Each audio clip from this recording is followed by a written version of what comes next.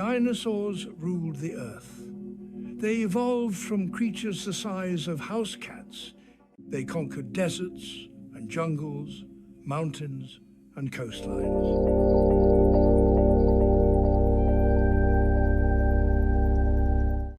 For more than a century, humans have imagined the age of dinosaurs as a world completely ruled by them. They walked the land.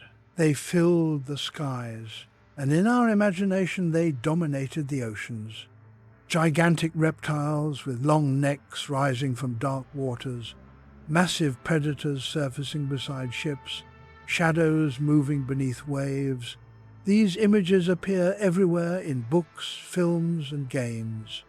The prehistoric ocean feels like simply another part of dinosaur territory. But the truth is stranger than fiction. Dinosaurs did not rule the sea.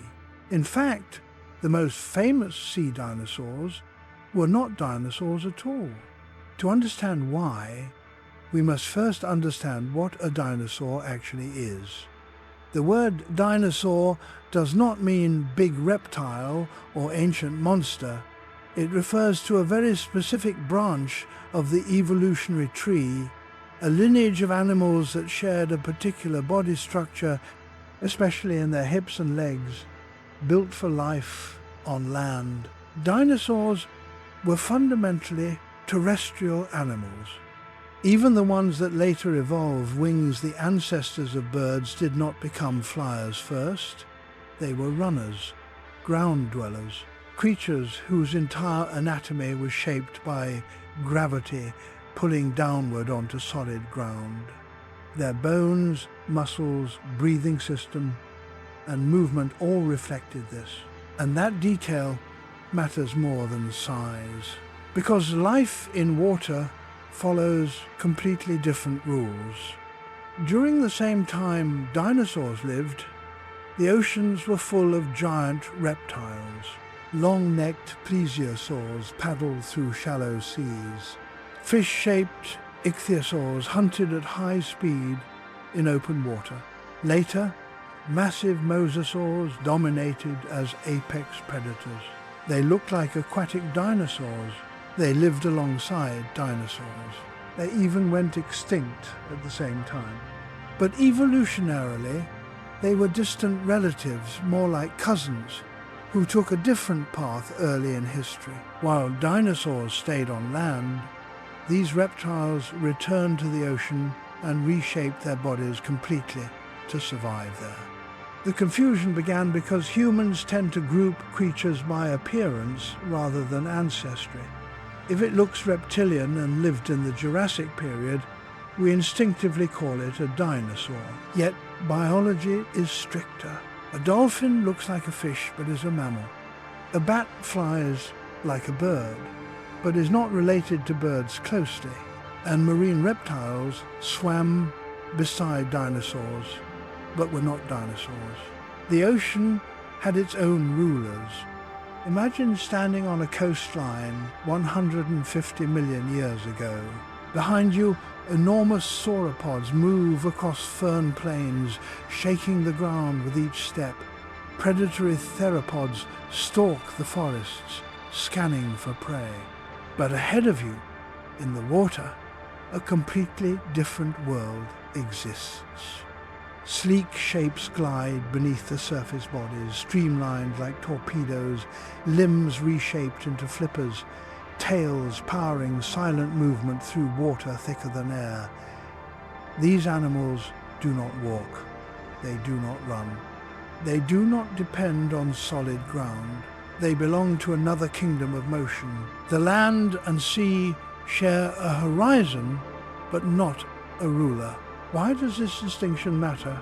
Because evolution is not just about time, it is about specialization. Dinosaurs became extraordinarily successful because they mastered land ecosystems. Their hips supported upright walking. Their lungs efficiently supplied oxygen during movement. Their reproduction depended on laying eggs safely on solid surfaces. Everything about them assumed gravity, friction, and air resistance, the physics of land. Water changes every one of those rules. In water, buoyancy replaces weight. Drag replaces friction. Breathing becomes limited by surfacing time. Movement requires pushing dense fluid instead of thin gas. An animal optimized for one cannot easily function in the other. So while dinosaurs spread across every continent, growing larger than any land animals before or since, they rarely crossed the shoreline for long.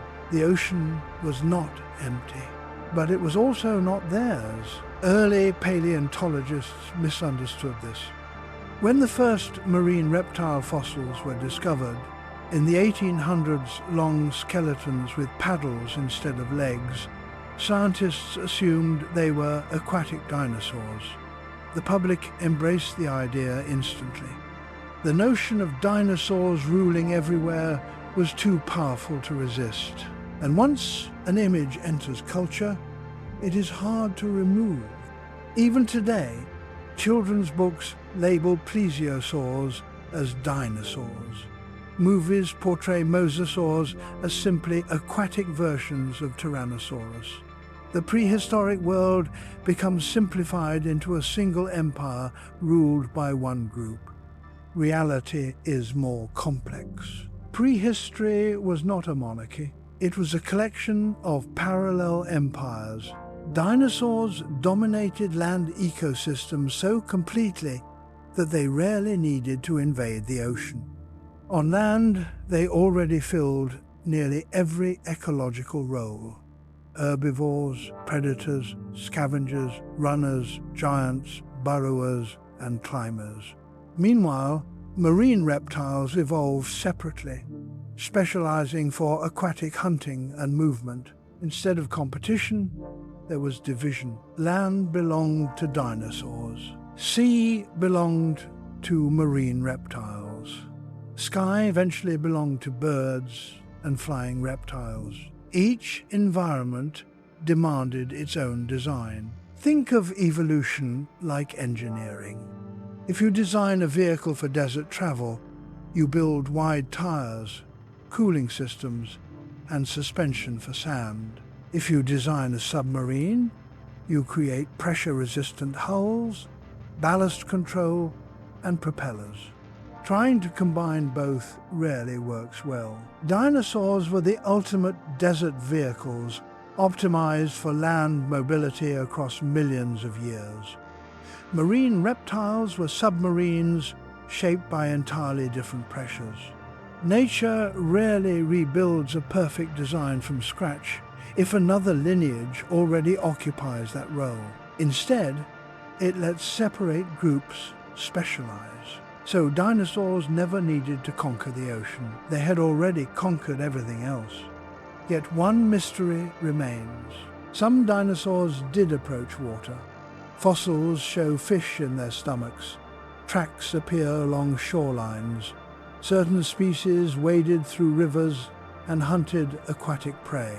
They touched the boundary, but they never crossed it completely. No fully ocean-dwelling dinosaur ever evolved during the entire Mesozoic era, over 160 million years of opportunity.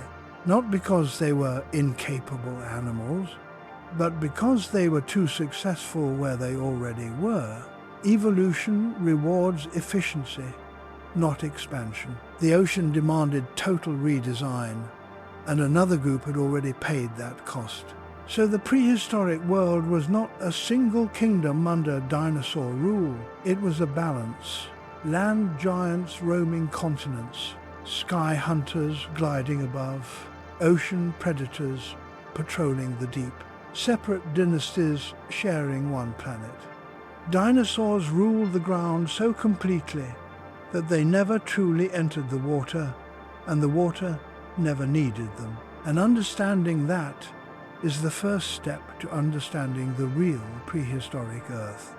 Because the greatest mystery is not why dinosaurs failed to conquer the sea, it is why they never tried.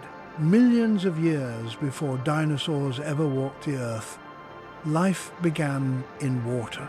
The first vertebrates swam. Fins pushed against currents, gills pulled oxygen from liquid, and bodies were shaped by buoyancy rather than gravity. For hundreds of millions of years, the ocean was not just home, it was the only possible home. Then something extraordinary happened. Some creatures left, they crawled onto land. That transition required one of the most dramatic redesigns in evolutionary history. Limbs replaced fins, lungs replaced gills, skin changed to prevent dehydration, senses adjusted for air instead of water, skeletons strengthened to hold weight against gravity. The cost of leaving the ocean was enormous, but once it was paid, evolution rarely turned back, because returning is harder than leaving. At first glance, water seems forgiving. It supports weight, it cushions movement, it surrounds the body gently.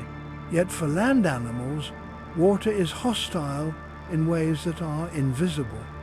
A creature built for walking faces problems immediately upon entering deep water. Breathing becomes limited by surfacing time. Movement slows because limbs push against dense resistance. Body heat drains rapidly into surrounding liquid. Vision blurs. Hearing changes. Even smell works differently. Every system in the body is compromised. A land animal entering the sea is not simply in a new habitat, it is in the wrong physics. Some animals did return successfully, but each required millions of years and radical transformation. Consider whales. Their ancestors were small, hoofed mammals that lived near rivers. At first, they only waded into shallow water to hunt fish. Gradually, their legs shortened, their spines flexed differently, their nostrils migrated upward, and their ears adapted to underwater sound. Eventually, they lost hind limbs entirely and became permanent swimmers. This transformation took around 50 million years. Half the time, dinosaurs ruled the earth. Returning to the ocean is not migration, it is reinvention. Marine reptiles of the dinosaur age underwent similar reinvention. Ichthyosaurs became shaped almost exactly like fish and dolphins, streamlined bodies, vertical tail fins, large eyes for deep water vision. They gave birth to live young and rarely approached shore. Plesiosaurs evolved wide paddles instead of legs and used underwater flight to move through water, more like turtles than fish. Their long necks allowed stealth hunting in murky seas. Mosasaurs, later in the era, became powerful tail-driven predators resembling gigantic aquatic lizards, dominating coastal ecosystems. Each lineage abandoned the land completely. They did not remain half-adapted. They crossed a point of no return. Dinosaurs never crossed that point. Some species approached water, fishing along rivers, swimming occasionally, or feeding near shores, but they retained land anatomy. Their limbs still supported body weight. Their breathing still assumed regular air access. Their reproduction still required dry ground. They were visitors, not residents, because becoming fully aquatic demands solving multiple biological barriers simultaneously, and failure in even one prevents permanent ocean life. The first barrier is breathing. Air breathers underwater face strict time limits. Marine animals must either hold breath for long periods or evolve entirely new oxygen systems. Whales developed massive lungs and blood chemistry capable of storing oxygen efficiently. Marine reptiles expanded rib cages and slowed metabolism. Dinosaurs retained active land metabolisms suited for continuous oxygen intake. Extended diving would have been difficult and risky. Short swims are not a problem. Living there is. The second barrier is movement. Walking limbs work poorly in water. Each step pushes liquid instead of solid ground, wasting energy. Efficient swimming requires reshaping the body into a streamlined form and transferring propulsion to tail or flippers. Marine reptiles shortened limbs into paddles and stiffened bodies for hydrodynamic motion. Dinosaurs relied on hip-driven walking and running mechanics. Their muscles were designed to resist gravity downward, not drag sideways. In water, they would expend far more energy than specialized swimmers. Predators cannot dominate where hunting costs too much energy. The third barrier is temperature. Water removes heat faster than air. An animal comfortable on land may lose body warmth rapidly when submerged. Aquatic animals develop insulation blubber in mammals, size scaling in reptiles, or specialized circulation systems. Dinosaurs, especially large active ones, maintain body temperatures suited for air exposure. Continuous immersion would force constant heat loss. Shallow water is manageable. Open ocean is not. The fourth barrier is reproduction. This one may be the most decisive. Fully aquatic animals cannot return to land easily to lay eggs. They must either produce floating eggs or give live birth. Marine reptiles evolved. Live birth fossils even show ichthyosaurs giving birth underwater. Dinosaurs retained hard-shelled eggs, requiring nests on land. No matter how aquatic they became, they would always need shore access. And dependence prevents true ocean colonization, because evolution rewards specialization. Half-adapted animals rarely outcompete fully adapted ones. A shoreline hunter must compete both with land predators and marine predators facing disadvantages in both arenas. So evolution favors commitment. Marine reptiles committed to water. Dinosaurs committed to land. The ocean was not avoided, it was already taken. This explains why dinosaurs, despite their diversity and dominance, never produced dolphin-like forms.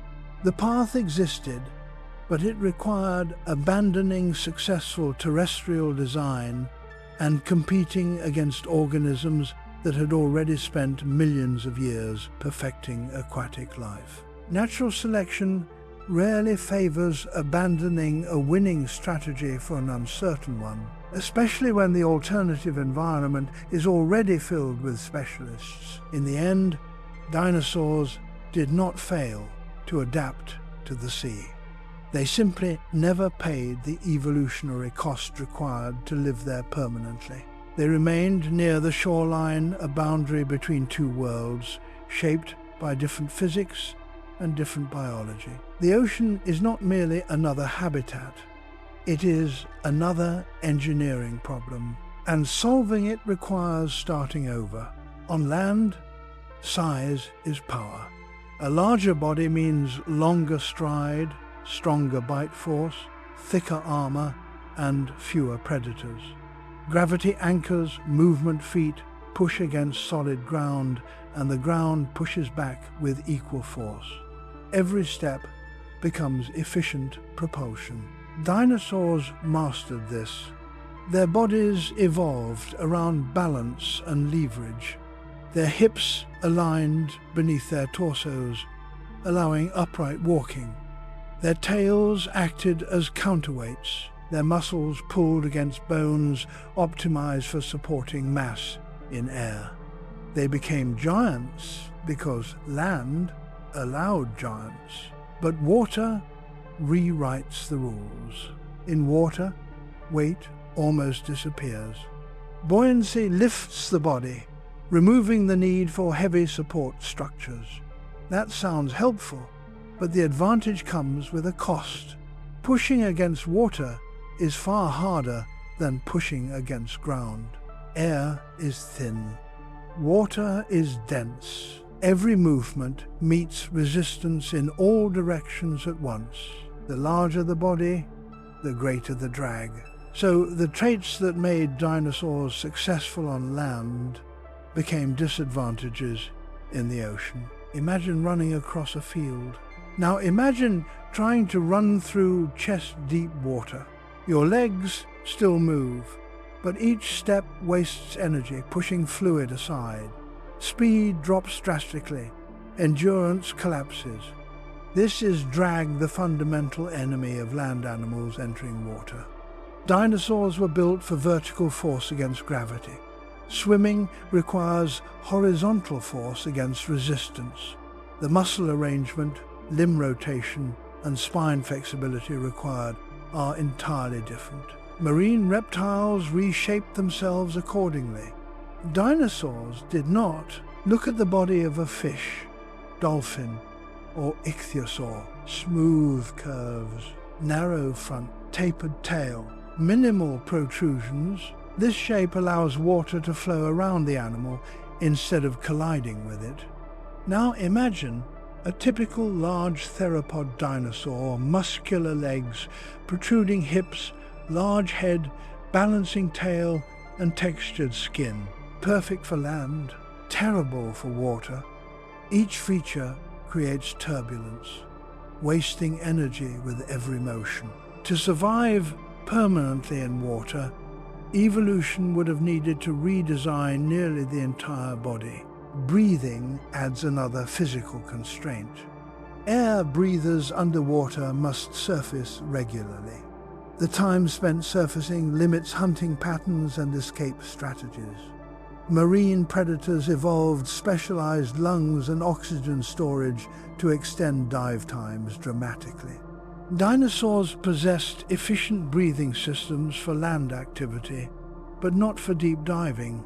Their rib structures and airflow mechanisms supported sustained running rather than prolonged submersion. A shoreline hunter can manage frequent surfacing. An open ocean hunter cannot. Heat exchange creates another obstacle. Water absorbs heat much faster than air. Even warm seas drain body warmth continuously. Aquatic animals compensate with insulation or metabolic adjustment. Whales developed blubber. Marine reptiles relied on size and circulatory control. Dinosaurs, especially active predators, depended on stable body temperatures suited for terrestrial exposure. Prolonged immersion would force constant heat loss and energy expenditure. Energy spent staying warm is energy not spent hunting. Predators that waste energy starve. Movement efficiency ultimately determines dominance. In water, propulsion must come from the body core, usually the tail, because limbs create drag. Marine reptiles evolved tails shaped into fins and spines, flexible enough for lateral undulation. Dinosaurs used hind limb propulsion driven from hips downward. Their tails balanced the body rather than powering forward motion. Even a good swimmer among them would remain slower than specialized aquatic predators. Speed decides survival in predator ecosystems, and the ocean was full of fast hunters. Pressure also matters. Water pressure increases with depth. Animals living underwater evolve. Bodies resistant to compression and sensory systems capable of functioning in darkness. Large eyes, pressure-tolerant lungs, and specialized hearing become necessary. Marine reptiles developed these features over millions of years. Dinosaurs retained land sensory systems designed for air and light. They could enter water, but they could not own it. This is why even the most aquatic dinosaur candidates remained coastal specialists. They fished in rivers, waded in lagoons, and swam across channels, behaviors similar to modern bears or crocodiles. Yet they never evolved into fully oceanic animals. Physics set the boundary, not intelligence, not size, not strength, design. Evolution works with existing structures, not ideal plans. A lineage optimized for terrestrial dominance rarely abandons that success unless pressure forces it to. And in the dinosaur era, no such pressure existed. The oceans already contained perfectly adapted predators. So natural selection reinforced land specialization instead of encouraging aquatic transformation. The sea remained a separate world governed by different laws of motion. Dinosaurs ruled gravity. Marine reptiles ruled fluid resistance. Each group thrived within the physics they were built for, and the shoreline remained the line neither fully crossed. There is one rule of life that evolution almost never ignores. Where you are born decides where you can live. For animals tied to water, birth must happen in water. For animals tied to land, birth must happen on land. And for dinosaurs, that single detail quietly prevented them from ever ruling the oceans. They laid eggs. Eggs seem simple: a protective shell, a developing embryo, and a waiting parent. But biologically, they are one of the most restrictive reproductive strategies an animal can have. An egg cannot move. It cannot follow the parent to safety. It cannot regulate its own temperature. It cannot survive indefinitely underwater. It depends entirely on a stable environment chosen before it is laid. For land animals, this works perfectly. Eggs are placed in soil, sand, or vegetation. Sunlight warms them. The developing young breathe through microscopic pores in the shell. But those pores create a fatal weakness. They allow gas exchange, oxygen enters, carbon dioxide exits, and water enters too. Submerge a hard-shelled egg and the embryo suffocates. This was the first immovable wall between dinosaurs and the sea. Even if an adult dinosaur adapted perfectly to swimming, hunting, and diving, reproduction would force it back onto land. Every generation would depend on dry ground, and dependence prevents permanent colonization. True marine animals cannot be tied to shorelines. They must live and reproduce entirely in water. The ocean solved this problem differently. Marine reptiles abandoned the egg, at least in its traditional form. Fossils show ichthyosaurs preserved in the moment of birth, their young emerging tail first directly into water. They no longer crawled onto beaches or buried nests in sand. Their offspring entered the world already swimming. This single adaptation changed everything, because once birth occurs in water, geography stops limiting habitat. The species can move across open oceans, far from coastlines, without risking extinction each generation. Dinosaurs never made that transition. Why didn't they? Not because it was impossible, but because it required an enormous evolutionary shift. Hard-shelled eggs are tied to land because they evolved to prevent drying in air. To produce live young instead, anatomy must change. Internal fertilization becomes more complex, egg membranes thin, and the parent's body must support developing embryos. This means altering metabolism, circulation, and skeletal structure. It is not a small adjustment. It is rewriting reproduction itself. Marine reptiles faced pressure to evolve this because survival demanded it. An animal living permanently in water could not repeatedly return to shore without danger from predators, storms, or geographic isolation. Dinosaurs, however, already dominated land ecosystems. There was no advantage strong enough to force abandoning eggs, and evolution rarely fixes what is not broken, so the shoreline remained their boundary. They could approach it, they could hunt near it, they could even swim across it, but they always had to return. This requirement created a hidden ecological limit.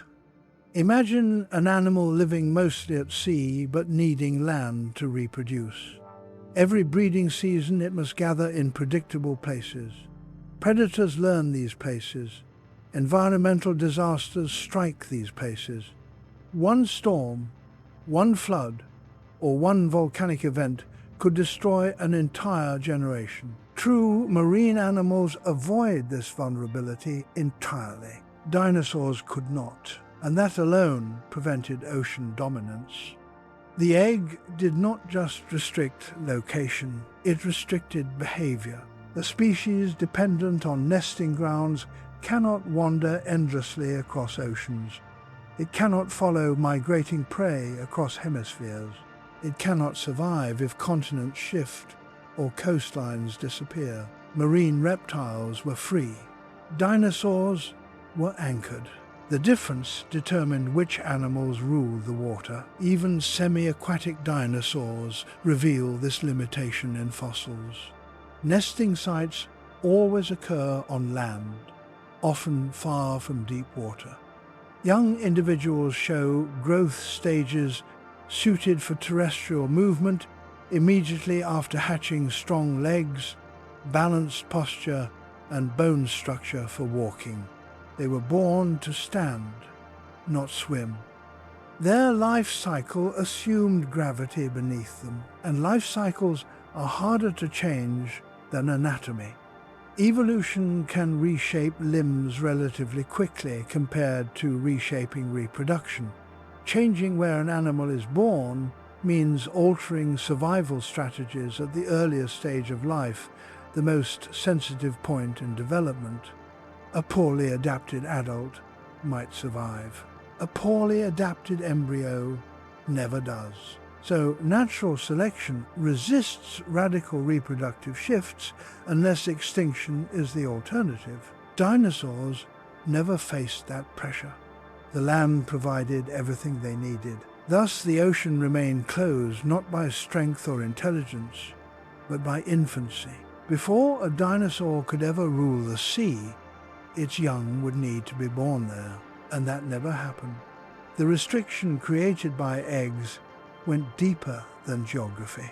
It shaped destiny.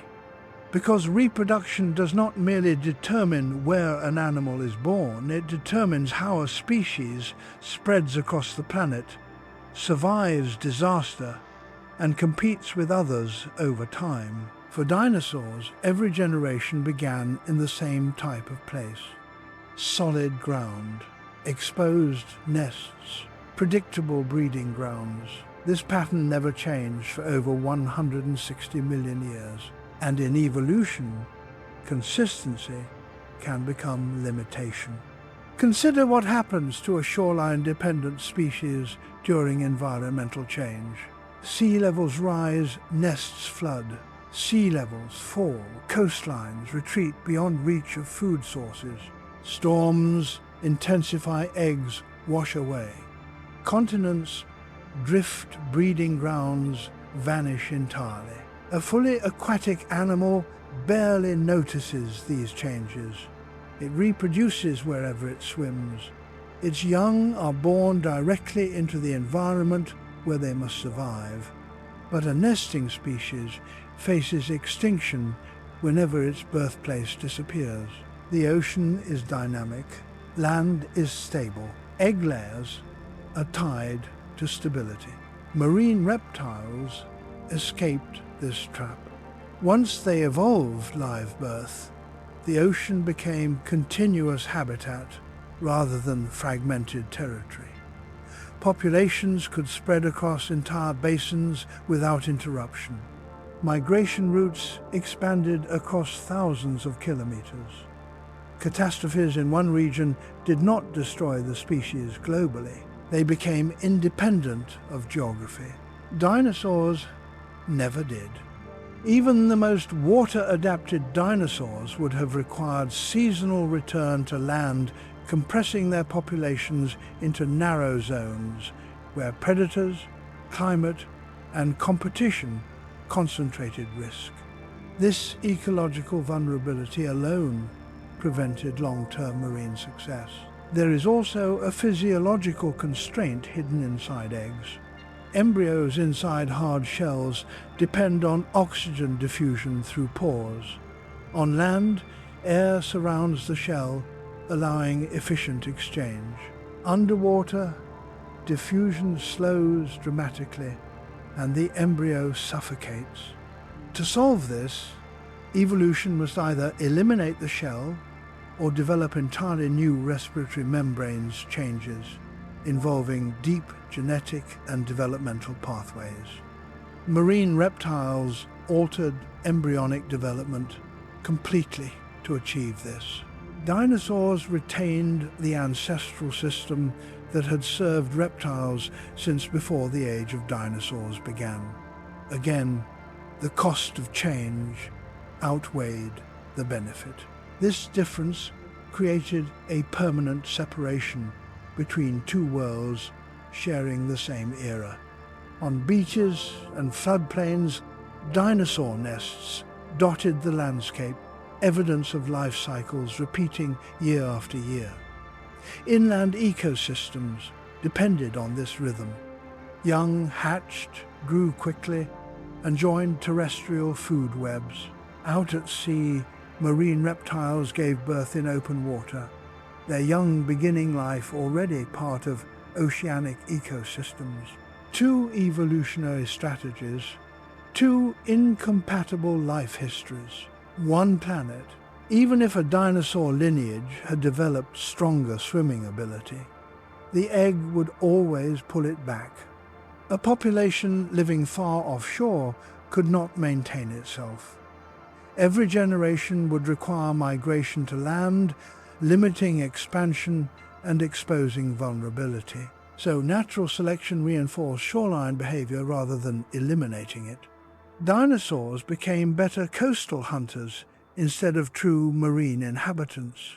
The egg kept them terrestrial. Modern analogues illustrate this clearly. Sea turtles live almost entirely in water, yet must return to land to lay eggs. Their global distribution is restricted by nesting beaches. Entire conservation efforts revolve around protecting those sites. Now imagine if turtles had to hunt in deep oceans while reproducing only on a few coasts. They would never dominate marine ecosystems.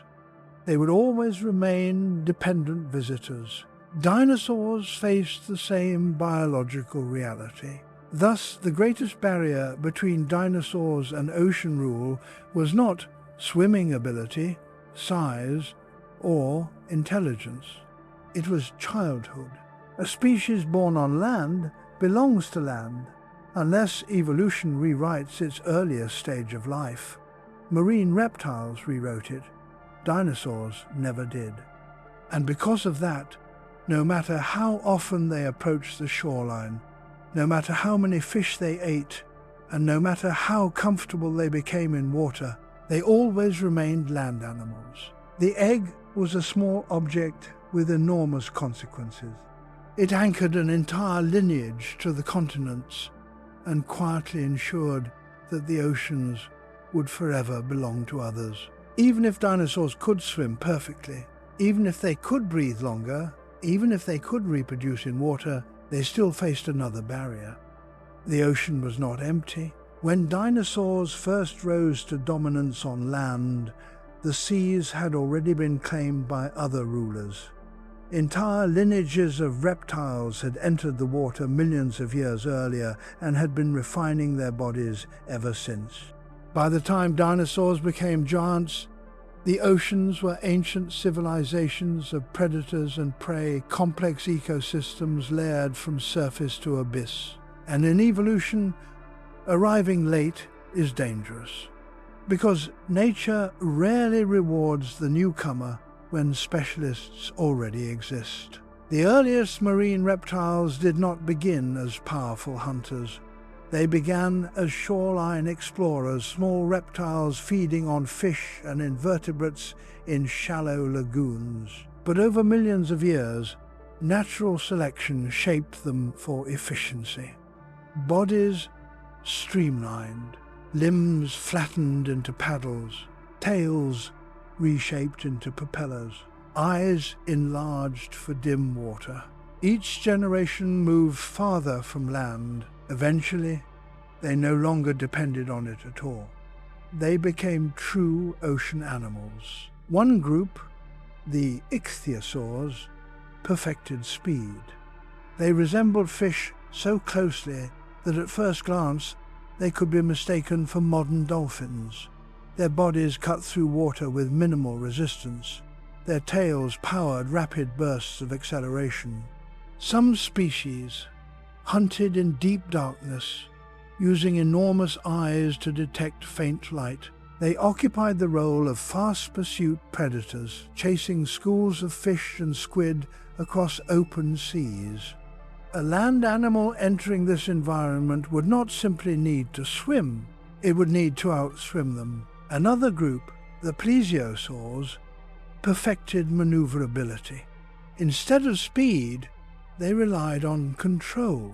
4 powerful flippers allowed them to fly underwater, gliding through currents with precision. Long necks extended their reach without disturbing water around their bodies, letting them ambush prey. They dominated shallow and mid-depth hunting zones. Any dinosaur attempting to fish there would encounter animals built specifically for that environment for tens of millions of years. Later came the mosasaurs, giants of the late Cretaceous seas. Unlike earlier marine reptiles, they were not merely efficient hunters, they were apex predators. Their jaws crushed shells, tore flesh, and competed even with sharks. They could patrol coastlines, deep channels, and open water alike. By their time, the ocean had a complete predator hierarchy. Fast chasers, stealth hunters, ambush giants, every niche filled. Evolution works like an economy. If a niche, a way of living, is unoccupied, new species may evolve to fill it, but if it is already occupied by a well-adapted organism, competition becomes intense, and competition favors the specialist. A newly aquatic dinosaur would be neither the fastest, nor the most maneuverable, nor the strongest swimmer. It would enter as a generalist into a world of experts. Generalists rarely dominate established ecosystems. They survive only on margins. This is why shoreline behavior appears repeatedly in fossils. Dinosaurs that ate fish lived near rivers and coasts where marine predators were less efficient. They avoided deep water where speed and endurance mattered most. They were not rulers of the sea. They were border hunters exploiting the overlap between land and water, because the core ocean belonged to others. The situation mirrors modern ecosystems. Bears catch salmon in rivers but do not hunt in open ocean. Eagles dive into lakes but cannot pursue fish across miles of sea. Crocodiles dominate estuaries but avoid deep offshore waters, not because they are weak, but because specialists already rule those zones. Dinosaurs occupied the bear and crocodile role, powerful at the boundary, limited beyond it. And the longer marine reptiles existed, the harder invasion became. Each million years refined their adaptations further. Their young were born swimmers, their senses tuned to pressure waves. Their bodies required minimal energy to move through water. Meanwhile, dinosaurs continued evolving for land, speed, strength, and endurance. They improved in different directions. Two evolutionary arms races happening in parallel, never intersecting. Even a perfectly aquatic dinosaur would still need to compete against animals that had been aquatic far longer than dinosaurs had existed at all. Evolution has memory. The ocean remembers its first inhabitants, and newcomers must fight history itself. So the absence of sea-ruling dinosaurs was not failure, it was ecological reality. They arrived at the shoreline long after the sea had chosen its champions. By the late age of dinosaurs, the oceans were not just inhabited, they were stabilized. Food chains stretched from microscopic plankton to predators longer than buses. Every layer had specialists shaped over tens of millions of years. Fast fish moved in coordinated schools. Armored shelled animals developed defenses. Predators evolved counter-strategies. The system balanced itself, and stable ecosystems resist invasion. For a dinosaur to truly rule the sea, it would not only need to survive there, it would need to replace an existing dominant predator. That is extraordinarily difficult in nature, because dominance is not decided by size alone. It is decided by efficiency. A predator must catch enough prey while using less energy than it gains. Marine reptiles had bodies designed entirely around this equation. Their shapes minimized drag, their muscles maximized propulsion, and their senses detected movement through water long before prey saw them. A land animal entering this system would spend more energy moving than hunting, and starvation is the most powerful evolutionary filter. Even if a dinosaur lineage gradually adapted toward aquatic life, it would still compete with animals already perfecting that role for millions of years.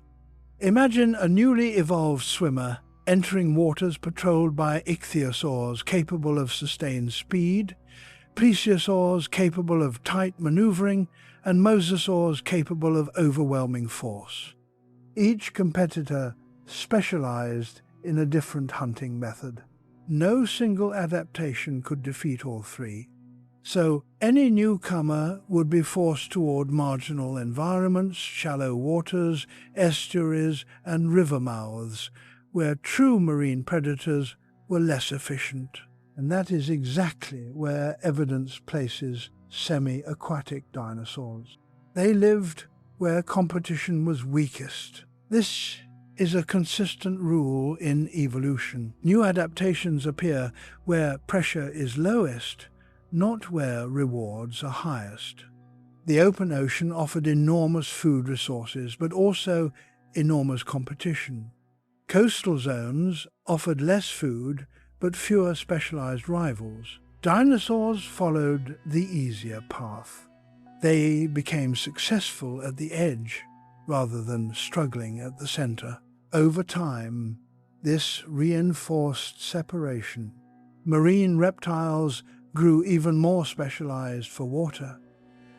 Dinosaurs grew even more specialized for land. Each generation inherited bodies suited for its own domain, making crossing between them less likely. The ecological boundary hardened. It was no longer just physical, it was evolutionary. Two worlds coexisted without merging. Occasionally, extinction events reshaped marine life. Certain reptile groups disappeared, leaving openings in the ecosystem.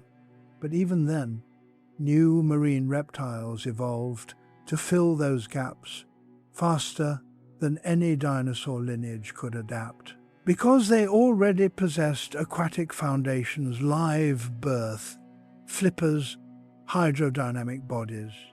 They only needed modification. Dinosaurs would have required transformation. Evolution favors modification over reinvention. So the ocean remained in the hands of aquatic specialists throughout the entire Mesozoic era. The shoreline thus became a permanent frontier. On beaches and deltas, dinosaurs and marine reptiles overlapped predator tracks, crossing tidal flats, bones washed together in sediment, evidence of brief encounters between kingdoms. But these meetings were temporary. Neither side crossed fully into the other's world, because ecosystems are not empty territories waiting to be conquered. They are occupied landscapes defended by adaptation itself. In the end, dinosaurs did not lack strength, intelligence, or opportunity. They lacked vacancy. The sea had rulers already, and nature rarely replaces a successful design until catastrophe removes it. Only extinction, not competition, would ever clear the oceans of their ancient masters. But when that day finally came, dinosaurs would not be there to inherit the throne. For over a century, the story seemed simple. Dinosaurs ruled land. Marine reptiles ruled sea. The boundary held firm. Then paleontologists found a skeleton that did not quite fit either world. It belonged to a predator larger than Tyrannosaurus, yet built in a way no land hunter should be. Spinosaurus. At first, scientists thought they understood it. Its long snout resembled a crocodile. Its teeth were narrow and conical, perfect for gripping fish rather than tearing flesh. Fossils of fish scales were found near its remains. Clearly, it ate aquatic prey. But many land animals eat fish. That alone meant little. Then more fossils appeared, and the picture began to change. The bones were unusually dense. Most land dinosaurs had hollow, lightweight bones to reduce mass and allow efficient movement. But Spinosaurus bones were heavy, almost solid, similar to animals that spend much of their time submerged. Dense bones act as ballast. They counteract buoyancy. They help an animal stay underwater instead of floating upward uncontrollably. This was the first clue that Spinosaurus did not merely hunt near water, it entered it often. Next came the tail. Traditional theropod dinosaurs had long balancing tails, stiff and narrow, useful for stabilizing their body while running. But Spinosaurus possessed a deep, paddle-shaped tail, tall and flexible, shaped to push against water. It resembled the tail of aquatic reptiles. When reconstructed in motion, the tail would have generated forward thrust during swimming, not walking, swimming. Then came the feet. Instead of narrow toes suited for firm ground, its feet were broad and flat, possibly webbed. Such feet distribute weight on soft mud and help paddle through shallow water. Combined with long arms and powerful claws, Spinosaurus seemed designed for wading, striking, and holding slippery prey. This was not a shoreline scavenger. This was a shoreline specialist predator. Its body proportions added to the mystery. Unlike other large theropods, Spinosaurus had shorter hind legs relative to its body. This made running less efficient, but lowered its center of gravity, useful when standing in water. On land, it may have appeared awkward compared to other predators. In water, it gained stability. Evolution had shifted its priorities. For the first time, a dinosaur lineage appeared to be moving decisively toward an aquatic lifestyle. Not fully marine, but far closer than any before it. Spinosaurus hunted giant fish in river systems that rivaled small seas. Crocodile-like reptiles lived alongside it. The environment was not ocean, but massive waterways, transitional habitats between worlds. Here, competition from marine reptiles weakened. Here, opportunity existed. But adaptation always involves compromise. The same traits helping Spinosaurus in water reduced its dominance on land. Shorter legs lowered speed, heavy bones increased energy cost for walking, balance differed from other theropods. It sacrificed terrestrial advantage for aquatic access. Evolution was testing a new strategy. Yet despite these changes, Spinosaurus still breathed air like land animals, still laid eggs on land, and still depended on shorelines. It crossed further than any dinosaur toward water, but it did not abandon land. The experiment had limits. Spinosaurus represents the closest dinosaurs came to invading aquatic ecosystems, a partial transition frozen in time. A predator shaped by rivers and lagoons rather than plains and forests. It blurred the boundary, but did not erase it. Spinosaurus had crossed further toward water than any dinosaur before it. It could wade deeper, swim longer, hunt where other predators could not follow. For a moment in evolutionary time, it seemed possible that a dinosaur lineage might finally step beyond the shoreline and enter the domain long ruled by marine reptiles. But the transformation stopped halfway, and the reasons reveal exactly why dinosaurs never truly conquered the sea. Despite its aquatic traits, Spinosaurus still depended on land in ways marine reptiles did not.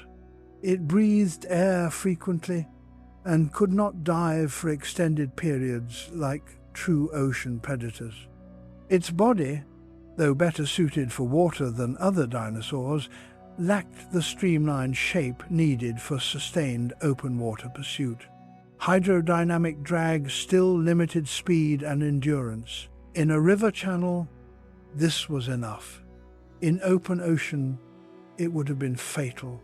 Fast marine reptiles and sharks would outswim it, outmaneuver it, and outlast it. Spinosaurus ruled the shallows, not the deep. Its reproduction remained tied to land. No fossil evidence suggests live birth. Like all dinosaurs, it likely built nests and laid eggs above water. That meant every generation required stable shoreline habitat. If water levels changed or nesting grounds disappeared, the population would struggle. Marine reptiles carried their young with them wherever they swam. Spinosaurus had to return home. The shoreline remained an invisible chain. Even its swimming ability may have been specialized rather than general. Computer simulations suggest the tail produced thrust efficiently, but the front-heavy body may have limited maneuverability. Instead of chasing prey across vast distances, it probably ambushed fish in murky channels, striking quickly, then returning to shallow ground. This is not ocean predation, it is river hunting. The distinction matters because the ocean demands endurance, navigation, and long migrations across featureless water. Spinosaurus never evolved those capabilities, and competition still existed. Its environment hosted giant crocodile relatives and massive fish animals equally adapted to aquatic hunting. Spinosaurus did not replace them. It shared territory with them. It occupied a niche rather than dominating an ecosystem. True marine rulers define entire food webs. Spinosaurus fit within one. The experiment therefore revealed a boundary. Dinosaurs could adapt toward water, but only to a point. They could become shoreline specialists, semi-aquatic hunters, or powerful swimmers in limited habitats. But to become true ocean animals required deeper anatomical changes, live birth, extreme streamlining, oxygen storage adaptations, and full independence from land. changes too large to occur without strong evolutionary pressure. And that pressure never came. The land already provided abundant prey and space, so the lineage stopped halfway between worlds. Spinosaurus did not fail. It succeeded perfectly in its environment, a vast wetland ecosystem unlike typical dinosaur habitats.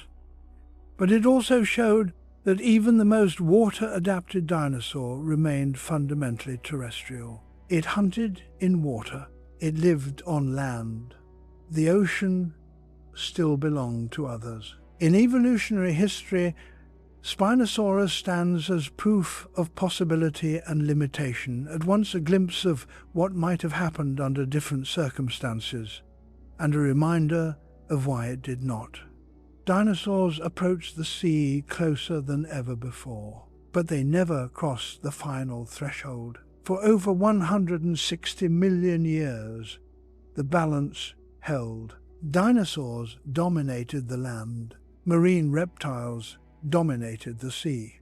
Flying reptiles filled the sky. Three great dynasties sharing one planet without merging. Then, in a geological instant, the balance ended. A mountain-sized asteroid struck Earth. The impact was not just an explosion, it was a chain reaction. Rock vaporized into the atmosphere. Wildfires spread across continents. Dust and aerosols blocked sunlight for months or years. Photosynthesis collapsed, and with it the base of nearly every food chain. The catastrophe did not target one habitat. It targeted all of them, but its consequences were not equal. On land, large dinosaurs depended on vast plant life. Herbivores required enormous quantities of vegetation, and predators depended on herbivores. When sunlight faded and plants died, the system unraveled quickly. Large bodies need constant energy. Without food, giants fall first. Within a short geological time, the great terrestrial dinosaurs vanished. In the oceans, marine reptiles faced similar collapse. Their prey, fish, squid, and plankton-based ecosystems depended on sunlight filtering into water. As surface productivity declined, marine food webs weakened. Apex predators like mosasaurs could not survive long once the chain beneath them broke. They, too, disappeared. The sea lost its rulers at the same moment land lost its own. For the first time in over 100 million years, both domains stood empty. The ocean had no giant reptile predators. The land had no giant dinosaur predators. The old boundary between worlds vanished, not through evolution, but through extinction. And this is where the irony begins. One group of dinosaurs survived, small ones, feathered ones, the lineage that had already moved into the airbirds. They were still dinosaurs biologically, but their size, diet, flexibility, and metabolism allowed them to endure where giants could not. Some fed on seeds, others on insects, and many required far less food than their massive relatives. They passed through the catastrophe. The dynasty did not end, it transformed.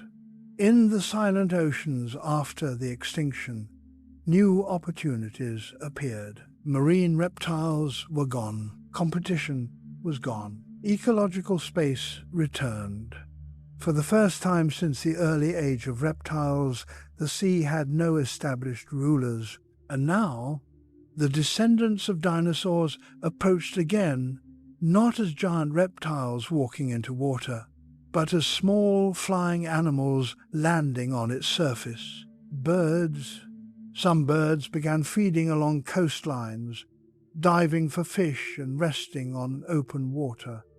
Over time, certain lineages specialized further.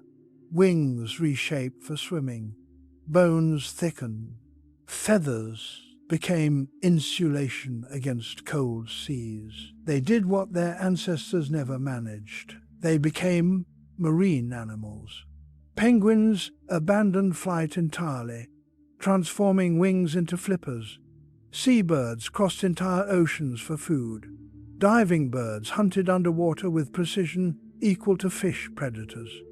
For the first time, dinosaurs truly occupied ocean ecosystems, not as reptiles with teeth and scales, but as feathered descendants of terrestrial hunters. The sea was finally entered, but only after the original dinosaurs were gone. In the world after the impact, silence lasted for thousands of years. No massive reptile shadows beneath waves, no thunder of giant footsteps across plains. Ecosystems slowly rebuilt themselves from survivors, small, adaptable, and flexible creatures, able to live on little food and recover quickly. Among them were birds. They were not new animals. They were the final form of dinosaurs. At first, these surviving dinosaurs lived much as their ancestors had, feeding on insects, seeds, and small prey along coasts and wetlands. But the oceans had changed. The former rulers were gone, and the ecological pressure that once prevented invasion had disappeared. The barrier that stopped dinosaurs before was no longer competition. It was opportunity, and evolution responds quickly to empty space. Some birds began diving for fish just offshore. Their wings, originally built for flight, also worked as paddles in water. Individuals that could swim slightly better caught more prey. Those with denser bones stayed submerged longer. Those with waterproof feathers retained body heat in cold seas. Over generations, these small differences accumulated. Wings stiffened, bodies streamlined, feet shifted backward for propulsion, feathers thickened into insulation. The descendants of land predators were becoming aquatic hunters. Penguins represent the most dramatic transformation. They sacrificed flight entirely, a reversal of the earlier dinosaur trend toward the sky. Their wings flattened into flippers, capable of powerful underwater strokes. Their bones became heavy, counteracting buoyancy. Their muscles adapted for long dives and rapid pursuit beneath waves. They did not stand at the shoreline like Spinosaurus. They lived in the ocean itself. The boundary that held dinosaurs back had finally been crossed by their own descendants. Other birds took different paths. Some remained capable of flight but hunted underwater, plunging from the air into the sea. Others skimmed the surface, resting for days far from land. Many migrated across entire oceans, feeding exclusively on marine life. The sea had new inhabitants, and they were dinosaurs. This is the irony of extinction. For 160 million years, dinosaurs never ruled the oceans despite dominance everywhere else. They approached water repeatedly, but never fully adapted to it. Competition, reproduction, and physics prevented it. Then catastrophe erased the old order. Only afterward did dinosaurs succeed, not through strength, but through transformation. Why did birds succeed where their ancestors did not? Because they started small. Large animals struggle to change environments. Their needs are too great, their structures too specialized. But small animals evolve quickly. A slight modification in bone density, feather structure, or behavior can open new niches rapidly. Birds also possessed a new advantage: feathers.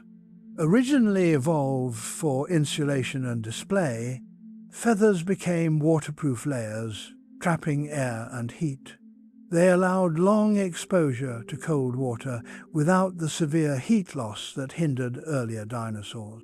The tools existed only after millions of years of prior evolution.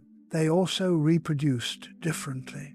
Though birds still lay eggs, they no longer depended on remaining near water constantly. They could travel vast distances between feeding grounds and nesting sites, unlike hypothetical marine dinosaurs that would need permanent coastal territories. Mobility removed the old reproductive limitation.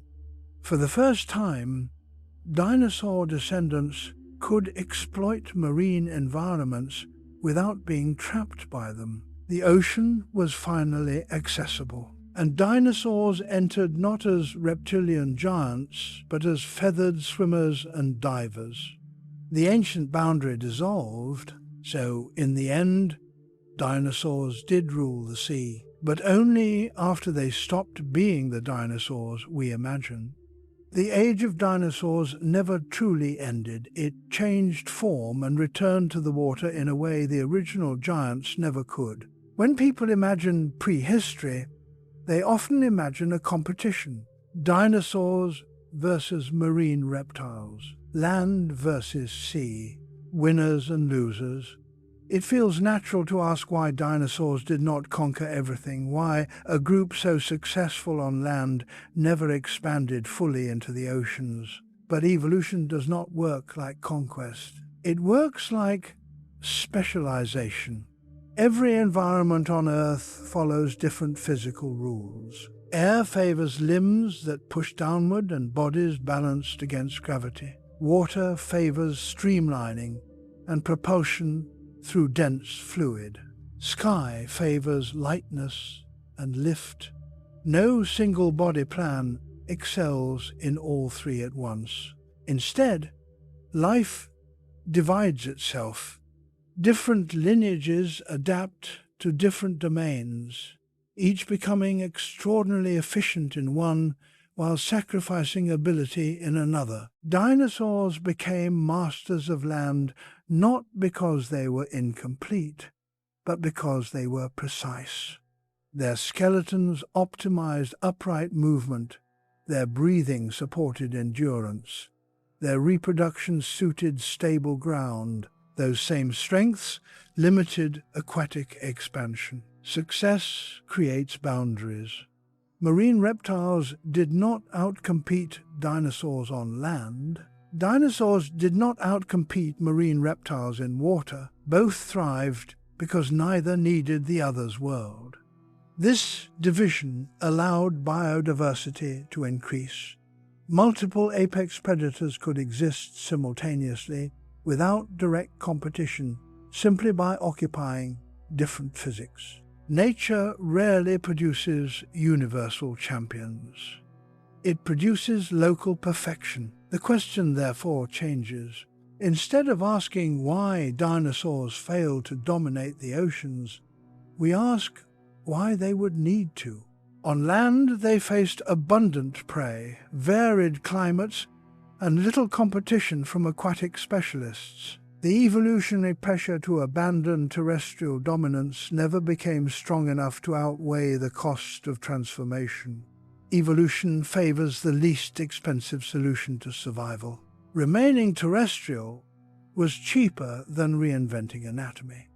Spinosaurus showed what happens when pressure shifts slightly. A lineage experimented with water, gained advantages in wetlands, but stopped short of full marine adaptation. Not because it lacked potential, because the niche did not demand more. Had circumstances been different, had marine predators vanished earlier, perhaps dinosaurs might have crossed further. But evolution reacts to reality, not possibility. After extinction reshaped ecosystems, birds finally expanded into oceans, not as rulers replacing others, but as participants filling newly open niches. Even then, they did not become identical to marine reptiles. They followed a different solution. Feathers instead of scales, wings instead of flippers evolved from legs. Different ancestry, different path, same environment. Nature allows multiple answers to the same problem. So the prehistoric world was not dominated by one group failing to conquer another domain. It was a mosaic: terrestrial specialists, aquatic specialists, aerial specialists, each shaped by physics more than by rivalry. The absence of sea-dwelling dinosaurs reveals something deeper about life. Evolution is not driven by ambition. Animals do not seek expansion for its own sake. They adapt only as far as survival requires, and survival had already been solved on land. From a human perspective, history often looks like a ladder. We imagine progress creatures improving, expanding, conquering new territories, becoming superior versions of what came before. It is tempting to view dinosaurs the same way: powerful animals that should logically have taken over every environment available. But nature does not climb ladders, it spreads outward. Every species occupies a solution, not a step. Sharks did not evolve into whales because they already perfectly solved life as fish. Whales did not return to land because they perfectly solved life as swimmers. Birds did not replace insects in the air because insects solved a different version of flight. And dinosaurs did not become rulers of the sea because another lineage had already solved that environment first. Evolution avoids redundancy. If an ecosystem works, radical change becomes unnecessary. For over 160 million years, Earth operated as a balanced system. Land ecosystems revolved around dinosaurs, herbivores shaping vegetation, predators shaping herbivores, scavengers recycling remains. Meanwhile, marine reptiles controlled ocean food webs independently. The boundary between them was not a failure to cross, it was stability. Two successful solutions coexisting without interference. Even extinction did not prove superiority or weakness. The asteroid did not target dinosaurs because they were flawed, nor spare birds because they were advanced. Survival depended on size, diet, flexibility, and chance ecological circumstance rather than evolutionary ranking. Dominance ended randomly, adaptability continued, and after the extinction, the descendants of dinosaurs entered the oceans not as conquerors, but as participants in a reshaped world. Penguins, seabirds, and diving birds do not resemble mosasaurs or ichthyosaurs closely, despite sharing habitats. They illustrate a fundamental truth. Similar environments produce similar functions, not identical creatures. Nature repeats solutions through different designs. There is no final form. The story therefore ends not with absence, but with understanding. Dinosaurs never ruled the water, because ruling everywhere is not the goal of evolution. Survival within a niche is. They were not incomplete rulers of Earth. They were complete rulers of land. And that completeness removed the need to become anything else. When we imagine prehistory as a contest, we misunderstand it. The ancient world was not waiting for a single ultimate species. It was a network of specialized lives, fitting together land, sea, and sky, operating simultaneously, each domain shaped by physics and time. The oceans demanded swimmers. The skies demanded flyers. The continents demanded walkers. Dinosaurs filled one role so perfectly that they remained there for longer than humans have existed by orders of magnitude. In the end, the question changes once more. Not, why didn't dinosaurs conquer the sea? But, why would perfection abandon its own environment? They did not fail to adapt. They simply had no reason to.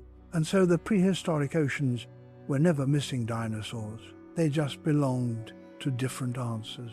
The phrase, sea dinosaur is one of the most successful myths modern culture has ever invented. It's short, it's vivid, it sounds correct. And it is wrong in the same way calling a dolphin a fish is wrong. It describes the vibe, not the lineage. The ocean of the Mesozoic was full of monsters, long-necked hunters, torpedo-bodied predators, armored giants, and jawed ambush killers. They lived during dinosaur time, and they were reptiles, and they were huge. So the human brain does what it always does. It compresses complexity.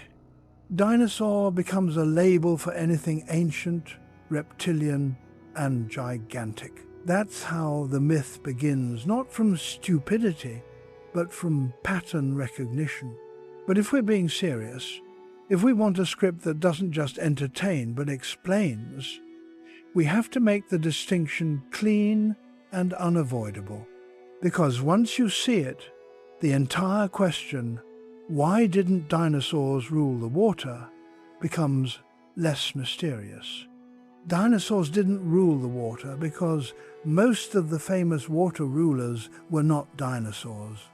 They were a different branch, and that branch had already committed to the ocean. So what exactly is the difference? A dinosaur is not any reptile from the Jurassic. Dinosaurs are a specific group inside Archosauria, the broader family that also includes crocodilians and pterosaurs. Within dinosaurs, there are key skeletal traits: the way the hips are arranged, the way limbs attach under the body, the style of ankle joints, and the posture that results. Dinosaurs, even small ones, are built around upright locomotion. Their legs are set under them like pillars. That's why they could become enormous on land without collapsing under their own weight. That's why they could run efficiently. That's why they dominated terrestrial environments. Now compare that to the headline, Sea Dinosaur Species. Ichthyosaurs were not archosaurs at all. They were more distantly related reptiles that went into the ocean early and evolved toward a fish-like body plan. Their entire anatomy screams water first: streamlined torso, powerful tail fin, flippers, giant eyes, and live birth. They're functionally closer to dolphins than to any land dinosaur, not in ancestry, but in evolutionary solution. Plesiosaurs also weren't dinosaurs. Their limb structure became four flippers, and their bodies were engineered for underwater flight. They didn't wade. They didn't stroll beaches like a land animal taking a swim. They moved as if the ocean was their native element because it became their native element.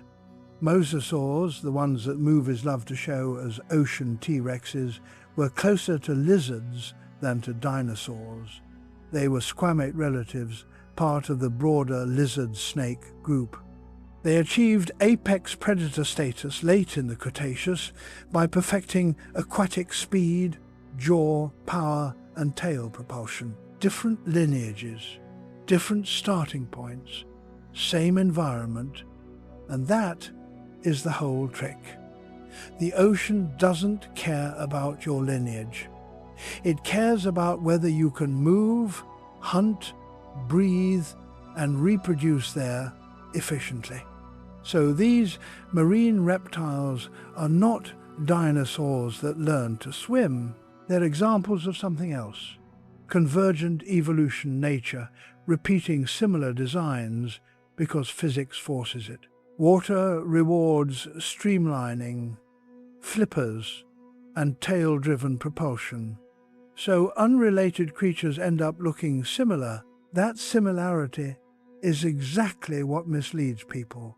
The myth persists because visually the ocean predators look like dinosaurs, and culturally dinosaurs have become the brand name for prehistory itself.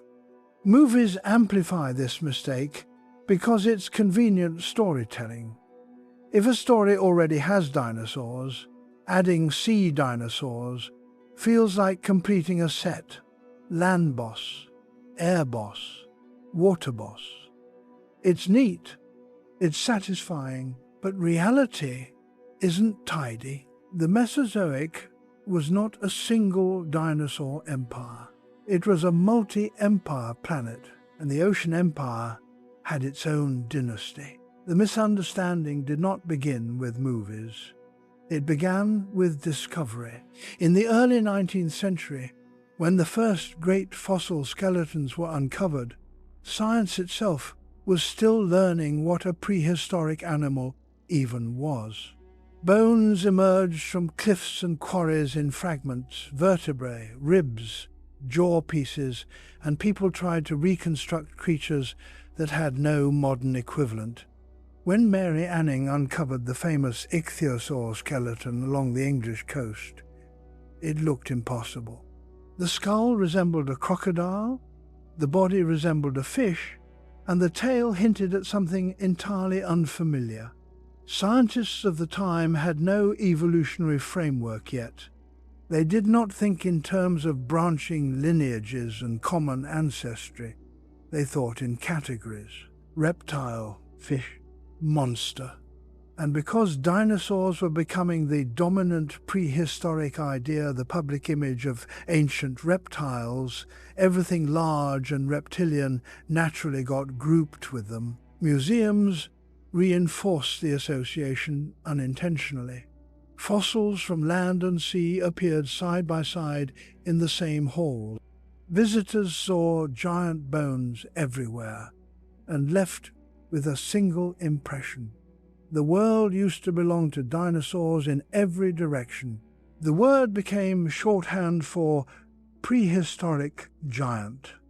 Once language fixes an idea, correcting it becomes difficult. But classification matters because it explains behavior. A dolphin and a shark both swim powerfully, but knowing one breathes air and the other extracts oxygen from water changes how you understand its life. In the same way, knowing marine reptiles were not dinosaurs reveals why their evolution diverged so completely. Dinosaurs never began aquatic life as a major lineage. Marine reptiles did. By the time large dinosaurs appeared, the oceans already had millions of years of aquatic specialization behind them. The two histories ran parallel rather than sequential. There was no moment where dinosaurs abandoned land and entered a vacant sea. The sea was occupied first. Think of Earth as layered habitats, stacked by difficulty. Land is mechanically demanding, gravity pulls constantly downward, but oxygen is abundant and movement costs relatively little energy.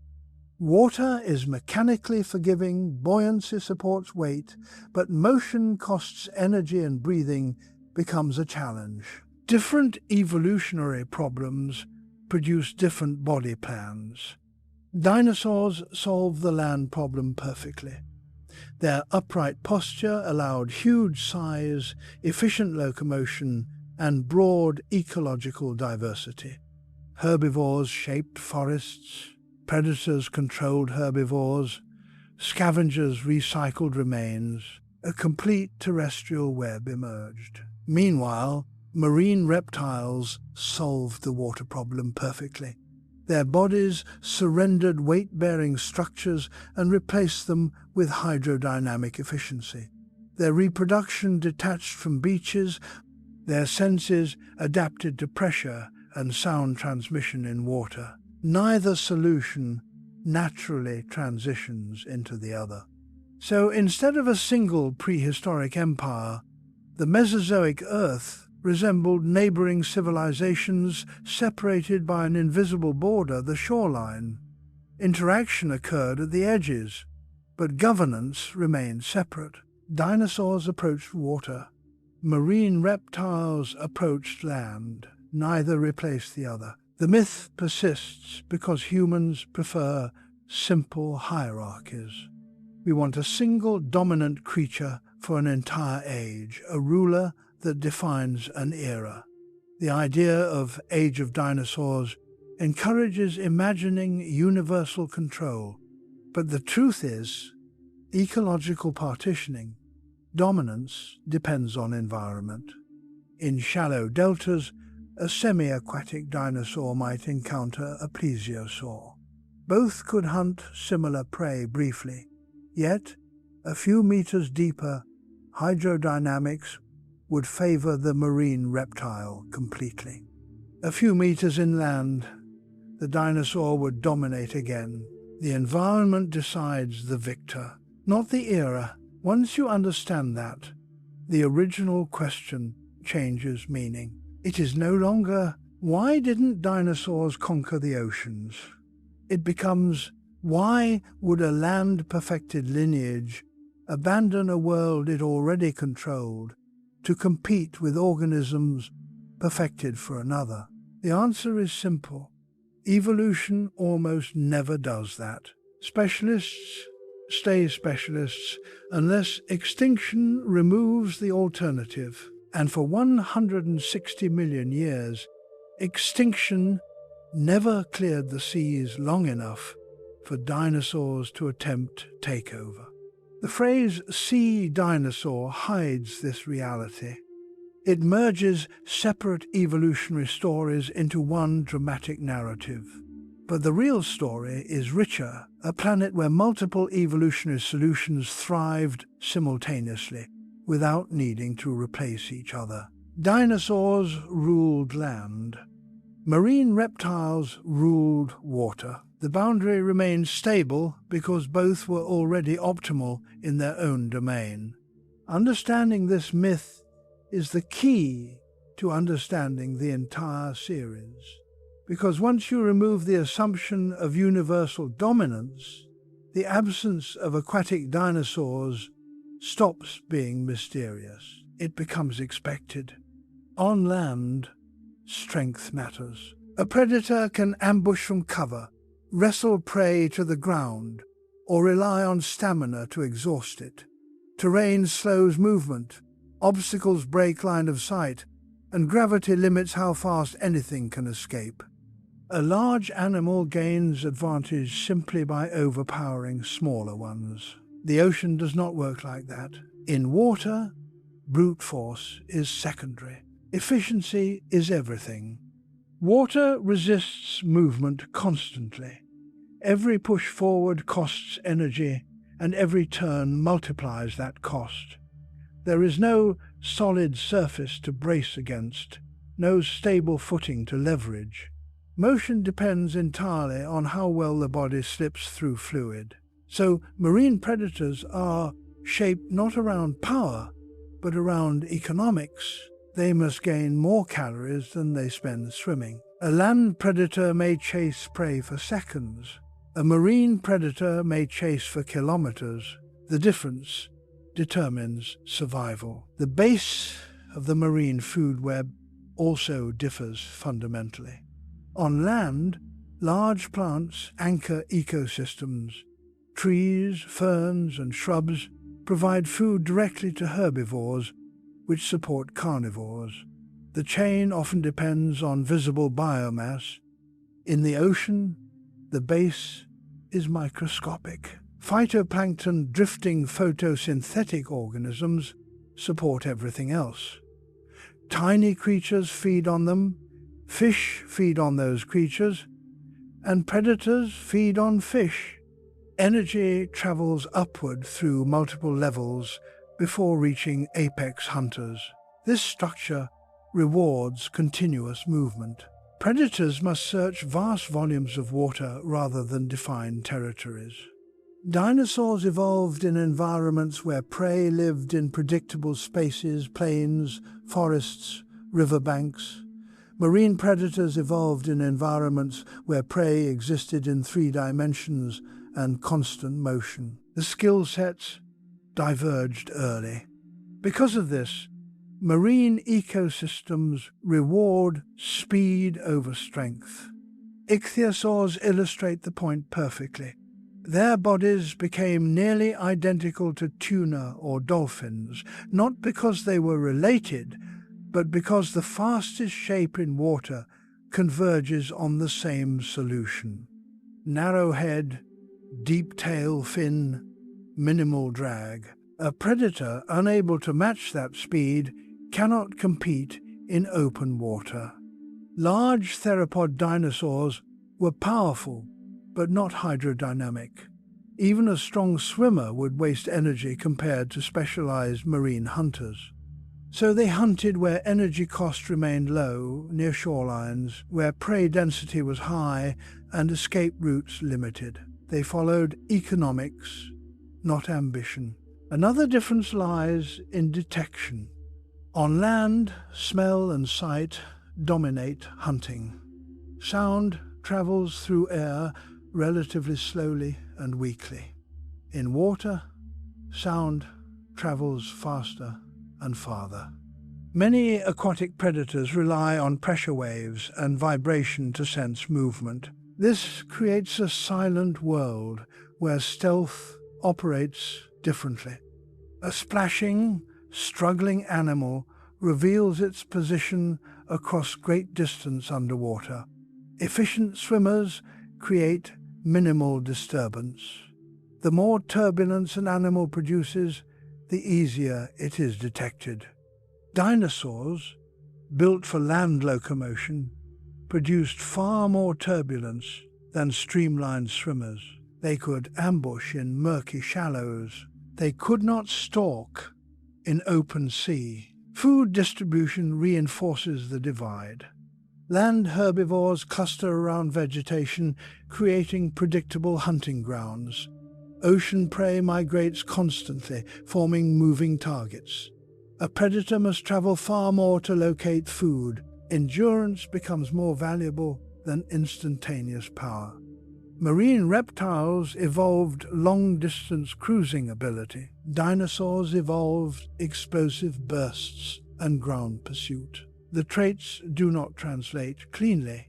Thus, the ocean had its own competitive standards long before dinosaurs approached it. It did not reward the largest jaws or strongest limbs. It rewarded the lowest energy cost per distance traveled. Any lineage attempting entry would need to redesign its entire hunting strategy. Dinosaurs already possessed a winning terrestrial strategy, so natural selection kept refining that instead of abandoning it. The result was not exclusion by force, but by mathematics. Energy budgets favored aquatic specialists. Dinosaurs remained profitable on land, and evolution follows profit. Because energy governs survival, marine ecosystems develop a kind of hidden defense. They resist newcomers, not through aggression but through inefficiency. Any animal entering open water without perfect adaptation spends too much energy to remain competitive. It may catch prey occasionally, even survive for a time, but it cannot dominate. Over generations, natural selection favors species already optimized rather than those still transitioning. So the ocean rarely produces sudden takeovers. It produces gradual replacement, and only when previous rulers vanish, shorelines tell the story clearly. Near coasts and river mouths, conditions resemble land enough that terrestrial hunters can operate. Water is shallow, prey density is high, and escape routes are limited. Semi-aquatic predators thrive here because efficiency matters less. But a few hundred meters outward, the rules shift. Depth increases, prey disperses, energy costs rise, and specialists regain advantage immediately. This gradient creates a permanent boundary. Animals like crocodiles today dominate estuaries, yet almost never patrol the open sea.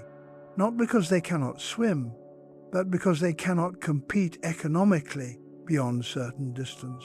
Dinosaurs faced the same invisible line. Marine reptiles filled every role beyond that line. Fast pursuit hunters chased schooling fish. Mid-depth ambush predators waited in dim water. Large apex predators patrolled wider territories. Their combined presence meant no open niche existed for a generalist to expand into. Any dinosaur entering deeper waters would encounter multiple predators already adapted to exploit that space efficiently. Competition would not be dramatic battle. It would be slow starvation. Even carcasses illustrate the difference. On land, a dead large animal becomes localized food, attracting scavengers and supporting ecosystem recycling. In the ocean, carcasses sink or disperse, distributing nutrients widely. Predators cannot rely on stationary feeding opportunities. They must continuously search. Continuous search requires continuous motion. Continuous motion demands hydrodynamic bodies. Dinosaurs lacked that specialization, so they remained tied to regions where prey predictability offset movement inefficiency. Over millions of years, this separation stabilized ecosystems.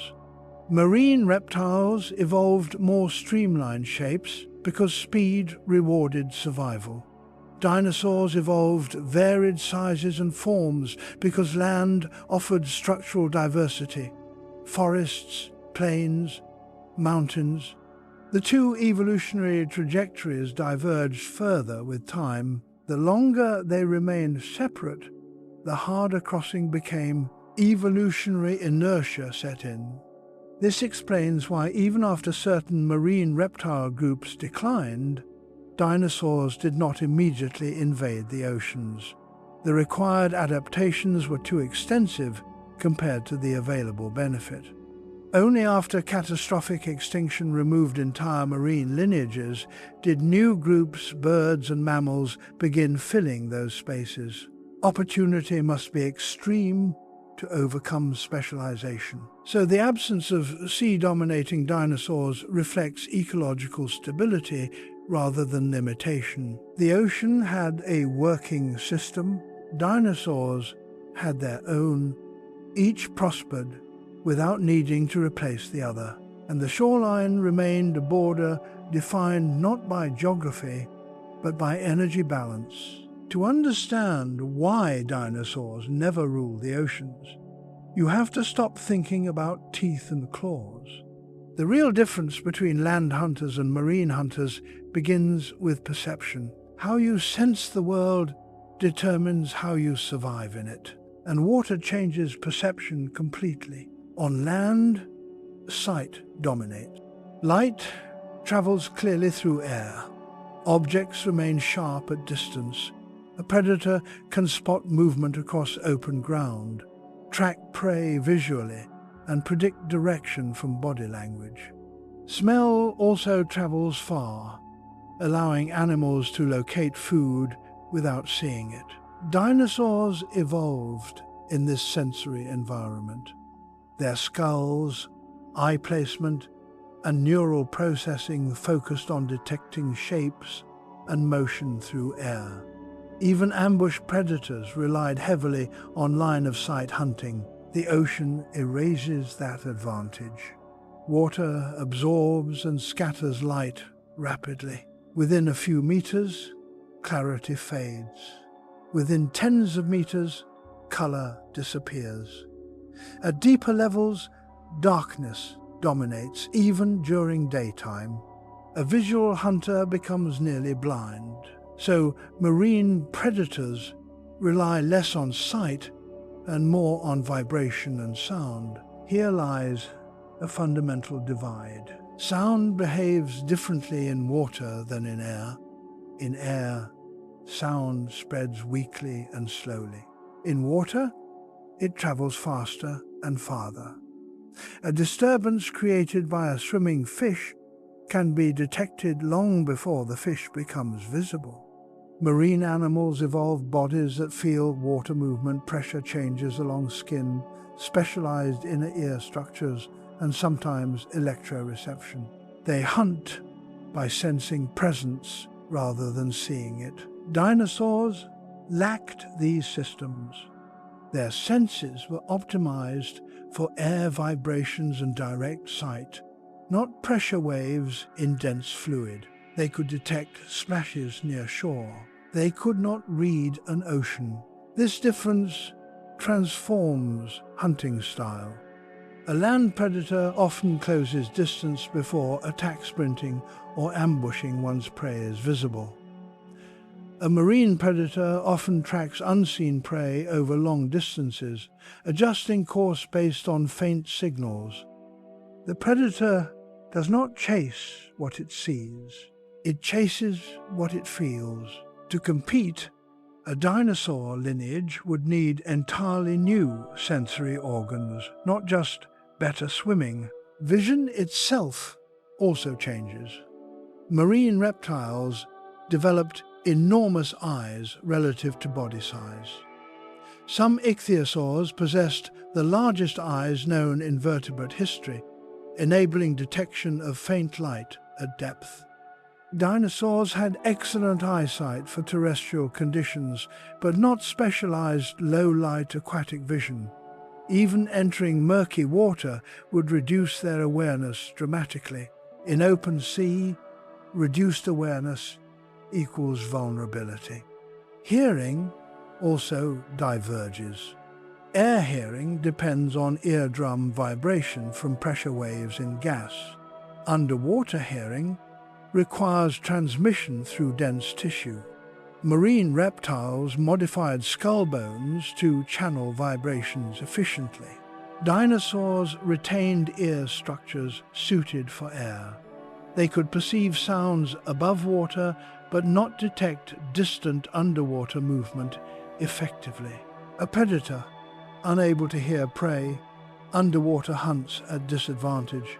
Smell weakens too. Scent disperses differently in water, often diluted rapidly or trapped in currents. Marine predators rely less on smell and more on mechanical sensing. Dinosaurs, especially carnivorous species, used smell heavily on land. In water, that advantage faded. Multiple sensory systems lost effectiveness simultaneously. Thus, the problem was not just locomotion, it was awareness. Even a physically capable swimmer without proper perception cannot dominate a habitat. It becomes a blind hunter in a world where prey senses it first. The ocean favors those who understand its signals. Dinosaurs understood land signals. The two languages were incompatible. Once a lineage adapts its senses to a particular world, it becomes committed to that world. This commitment is stronger than muscle or bone.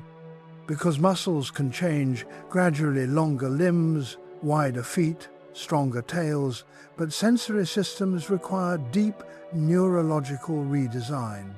The brain itself must interpret different information. What counts as movement, distance, or threat changes entirely, and brains evolve slowly. A land predator reacts to visible motion. Leaves rustle prey nearby. Shape moves attack. Scent strengthens approach.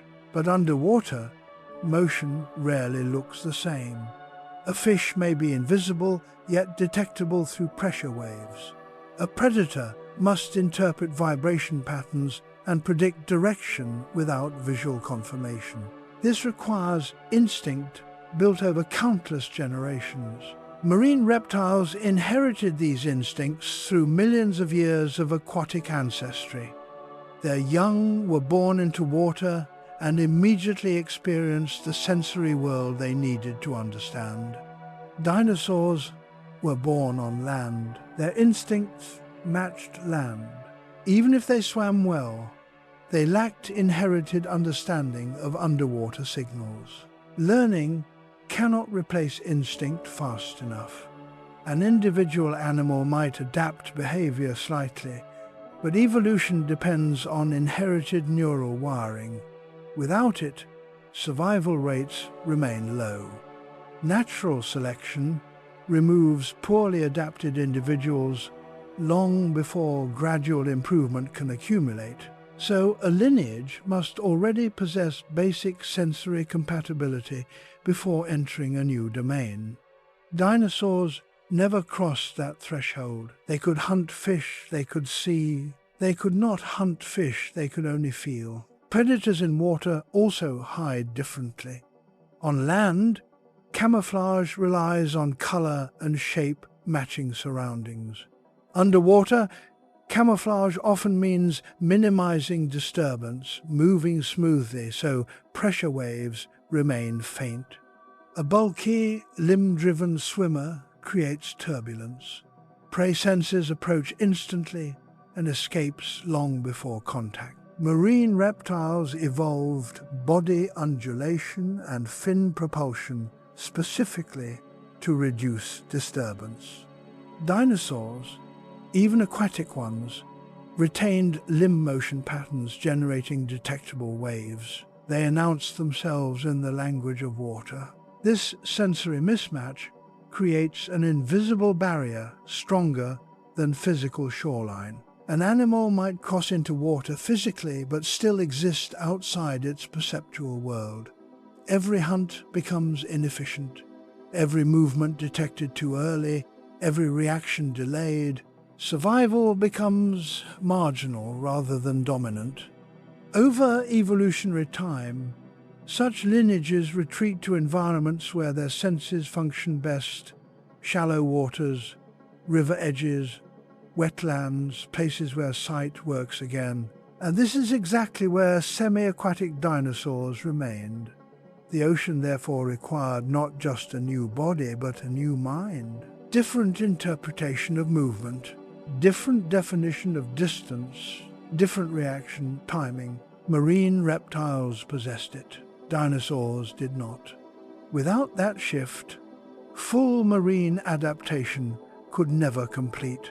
So the barrier between dinosaurs and ocean rule was not a single obstacle. It was a chain. Physics limited movement, reproduction limited range, competition limited opportunity, and perception limited survival.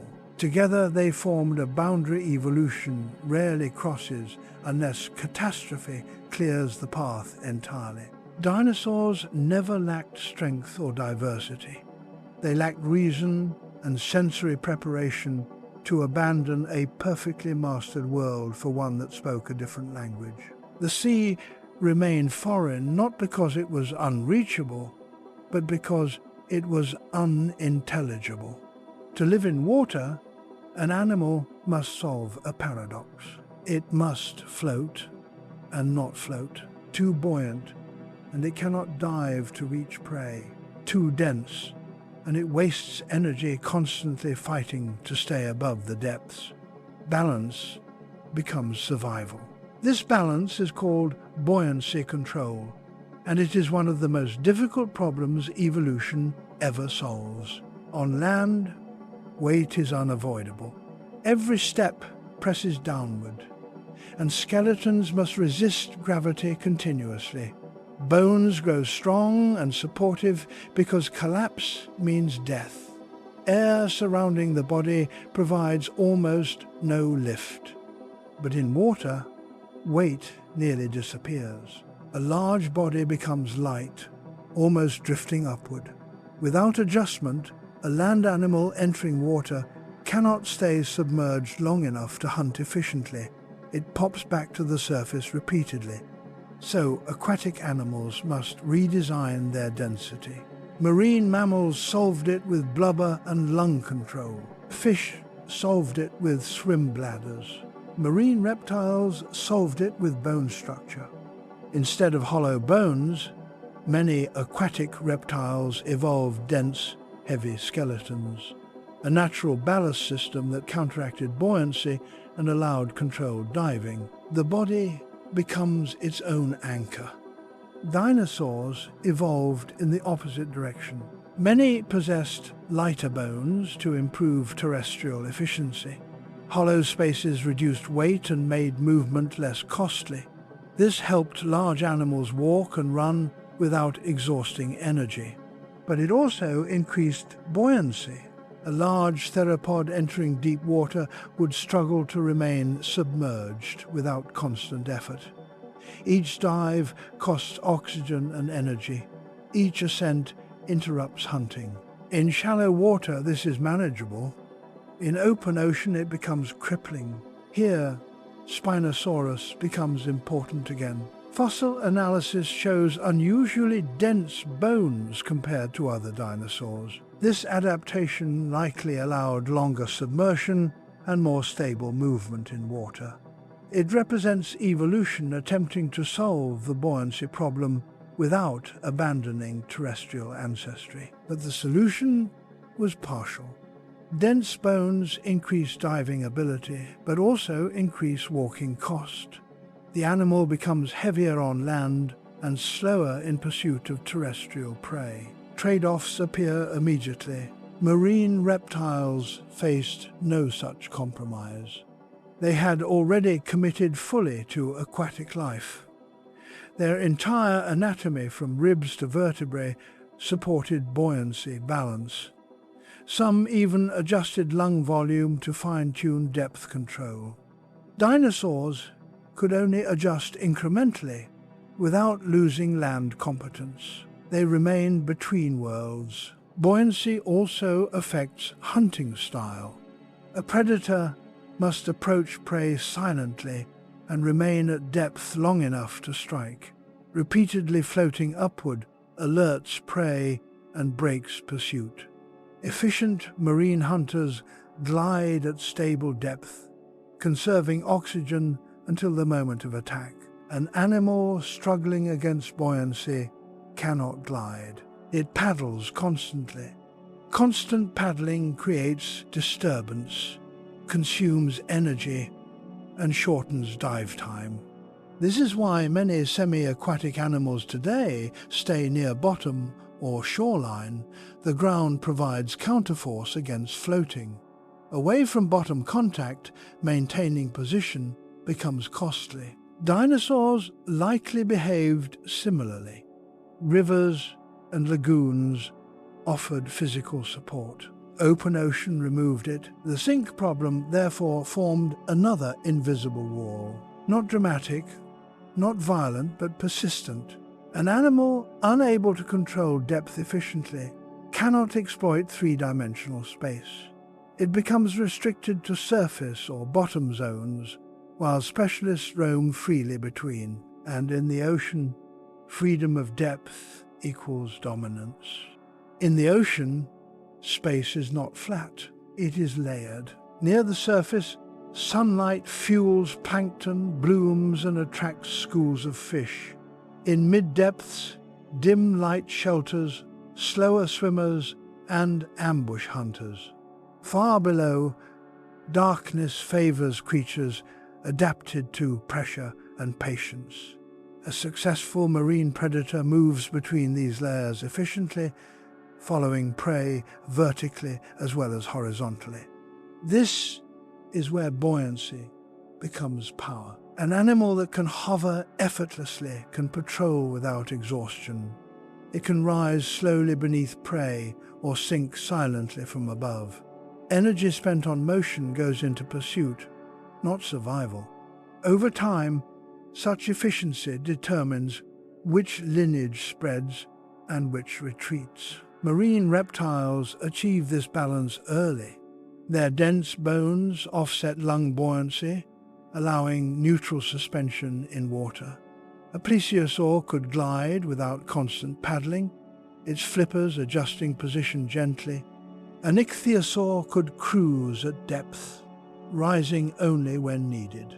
A mosasaur could surge upward from darker layers to attack. They did not fight water, they cooperated with it. A land-derived swimmer struggles instead. Without precise density control, Each moment underwater demands correction. Sink slightly, and muscles work to rise. Float slightly, and muscles work to descend.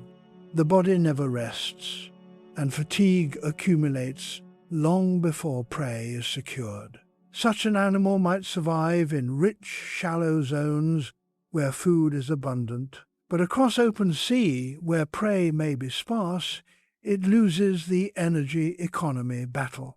Over evolutionary time, the inefficient hunter does not expand its range, it stays local. Buoyancy also affects breathing. Marine animals often combine lung volume changes with body density to fine-tune depth. A deep breath before diving alters flotation slightly. Controlled release stabilizes position. This becomes instinctive behavior refined over generations. Dinosaurs lacked that integration. Their lungs served endurance running on land, not delicate underwater suspension.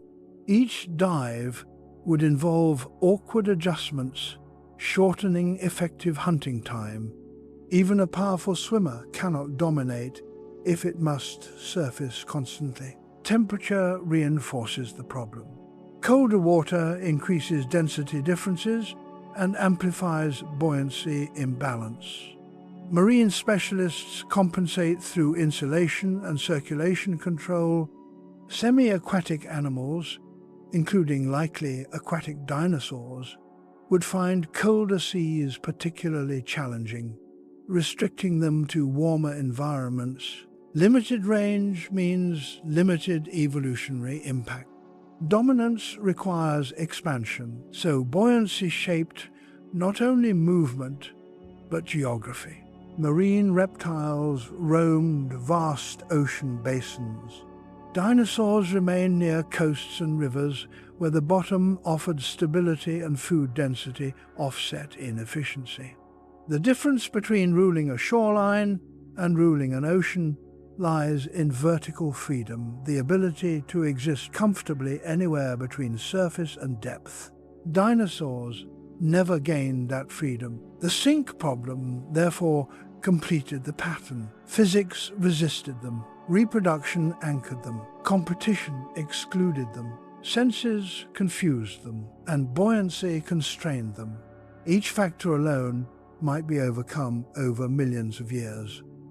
Together they reinforced each other, guiding evolution towards specialization instead of takeover.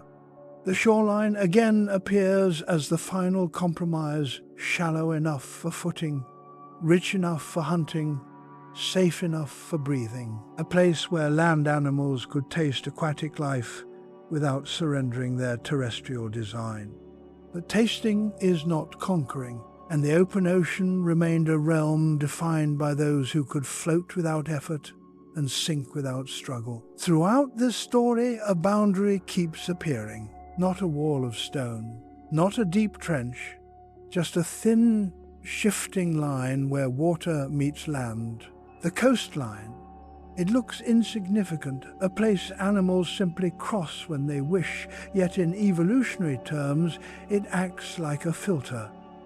Many creatures approach it, few truly pass beyond it, and once a lineage depends on it, escape becomes nearly impossible. Dinosaurs reached this boundary often.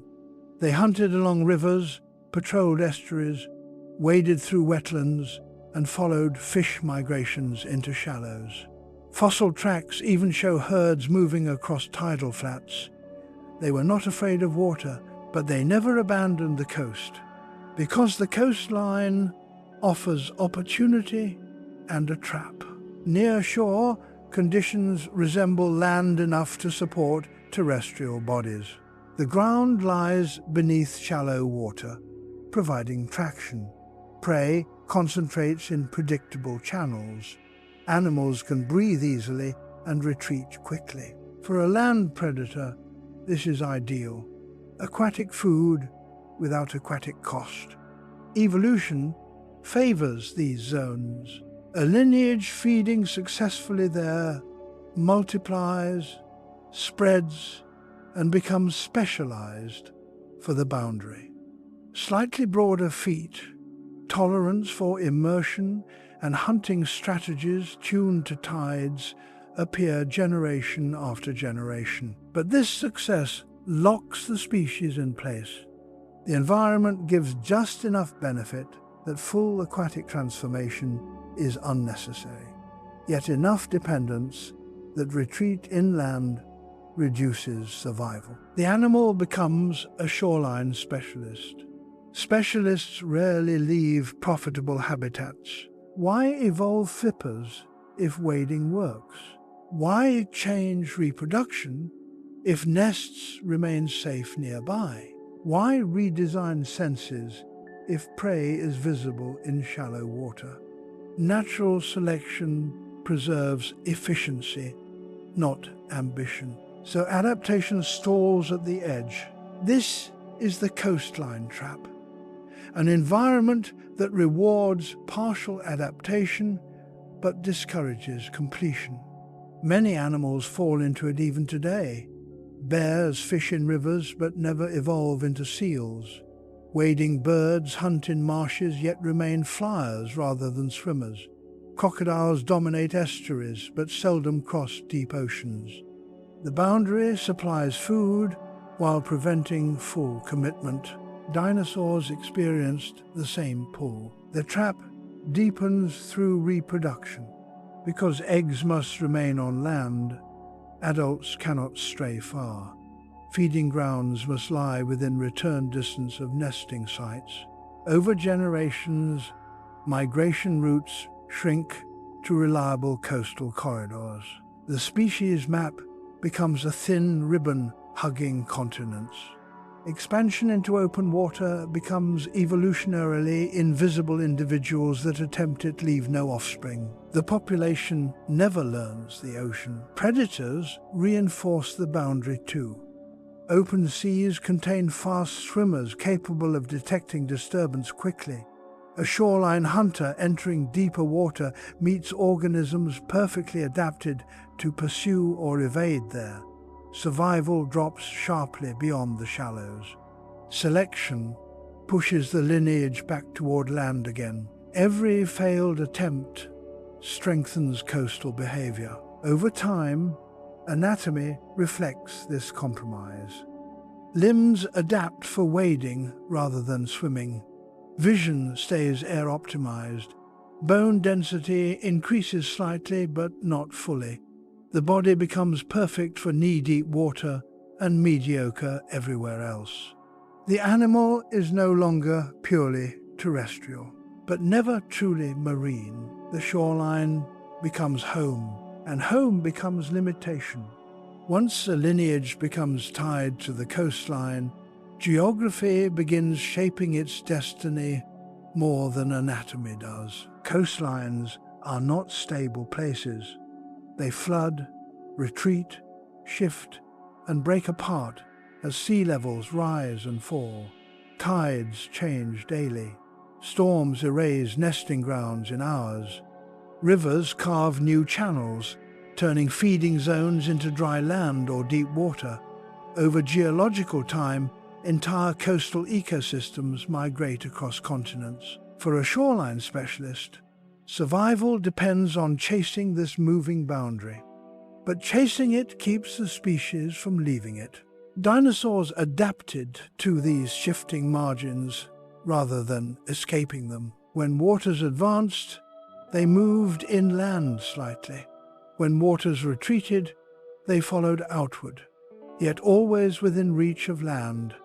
Every generation reinforced behavior centered on the coast because individuals that wandered too far lost reproductive success. This feedback loop is powerful. Even if a mutation improves swimming ability dramatically, it would not spread unless the animal also reproduced successfully offshore, something eggs prevented. So improvements beyond shallow water competence had no evolutionary reward. Potential stayed potential. Meanwhile, fully aquatic animals ignored the moving boundary entirely. They did not depend on it. A plesiosaur could hunt wherever prey migrated. An ichthyosaur could cross entire basins without returning to shore.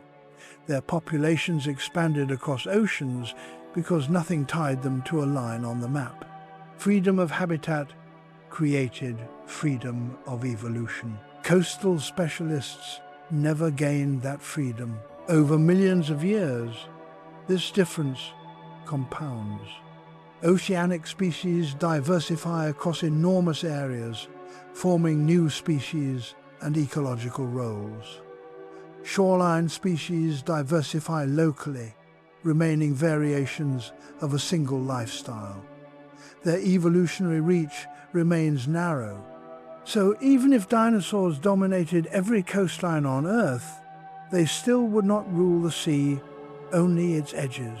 Dominance requires presence in the center, not just at the border. Fossil records support this pattern.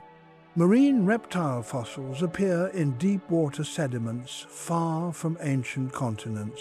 Semi-aquatic dinosaur remains cluster near river deposits, deltas, and shallow marine layers, places where land influence persists.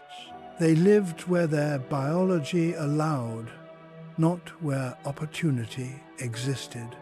The coastline trap explains why millions of years of time did not produce a marine dinosaur lineage. Time alone cannot overcome a closed evolutionary loop. Without pressure forcing a break, such as extinction of competitors or change in reproduction, adaptation circles the same solution endlessly. Dinosaurs perfected the shoreline. They never needed the open sea.